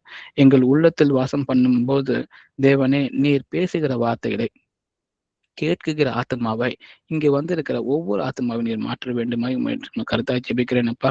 அப்பா, இந்த வேத வசனங்களை வாசிக்கும் பொழுது என்னுடைய ஆவி உம்மோடு இணைந்து செயல்படுகிறது அப்படின்றத நீங்க சொல்லி கொடுத்துருக்கீங்கப்பா. அதை தொடர்ந்து நான் செய்கிற பிள்ளைகளாக எங்கள் ஒவ்வொருவரும் மாற்ற வேண்டுமா இந்த நேரத்தில் ஜெபிக்கிறேன் அப்பா. என்னுடைய ஆவி எங்களோட அனைவருடைய ஆவியும் உயிர்ப்பிக்கப்பட்டிருக்கிறது நாங்கள் ஞானஸ்தானத்தை பெற்றிருக்கும் பொழுது. அப்பா, எங்களுடைய ஆத்மா ஆவியானவர் சொல்லுவதை கேட்கும்படியாக நாங்கள் எங்கள் ஆத்மாவை கீழ்ப்படுத்துகிற பிள்ளைகளாக எங்களுக்கு உதவி செய்யுங்க. எங்கள் ஆத்மா உமக்கு கீழ்ப்படியும் பொழுது எங்களோட சரீரமானது ஆத்மாவுக்கு ஏற்ற விஷயங்களை, தேவனுக்கு ஏற்ற விஷயங்களை ஜீவ பலியாக எங்களுடைய சரீரத்தை நாங்கள் ஒப்புக் கொடுக்கிற பிள்ளைகளாக எங்கள் ஒவ்வொருவரையும் மாற்றும். அதற்காக உமக்கு நன்றி செலுத்துகிறோம் அப்பா.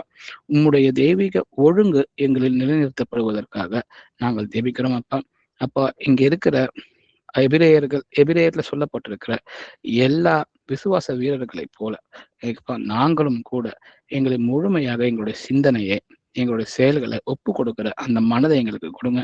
மாம்சத்துக்குரிய காரியங்களை மாத்திரமே நாங்கள் தெரிந்து வளர்ந்து வந்திருந்தாலும் கூட இசப்பா, இன்றைக்கு ஆவியானவர் தாமே அதற்குரிய விஷயங்களை சொல்லி கொடுத்திருக்கிறீங்க. அதை புரிந்து எங்கள் வாழ்க்கையில செயல்படுத்துகிற பிள்ளைகளாக எங்களை மாற்றுங்க அப்பா. நான் உன்னை அறிவேன் என்று சொல்லி அப்பா ஒவ்வொரு நாளும் எங்களை நீர் வழிநடத்துகிறீங்க. ஒவ்வொருத்தருடைய தேவைகளை நீர் புரிந்து வைத்திருக்கிறீங்கப்பா.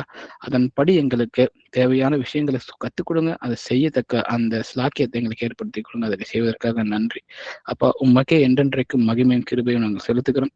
இயேசு கிறிஸ்துவின் நாமத்தில் இங்க இருக்கிற எல்லோரும் நான் ஆசீர்வதிக்கிறேன் அப்பா. நீர் கூட இருந்து எங்களுக்கு உதவி செய்வீராக. இயேசுவின் நாமத்தின் ஜெபத்தை ஏறெடுக்கிறேன் என்றும் ஜீவனுள்ள நல்ல பிதாவே, ஆமென். Praise the Lord.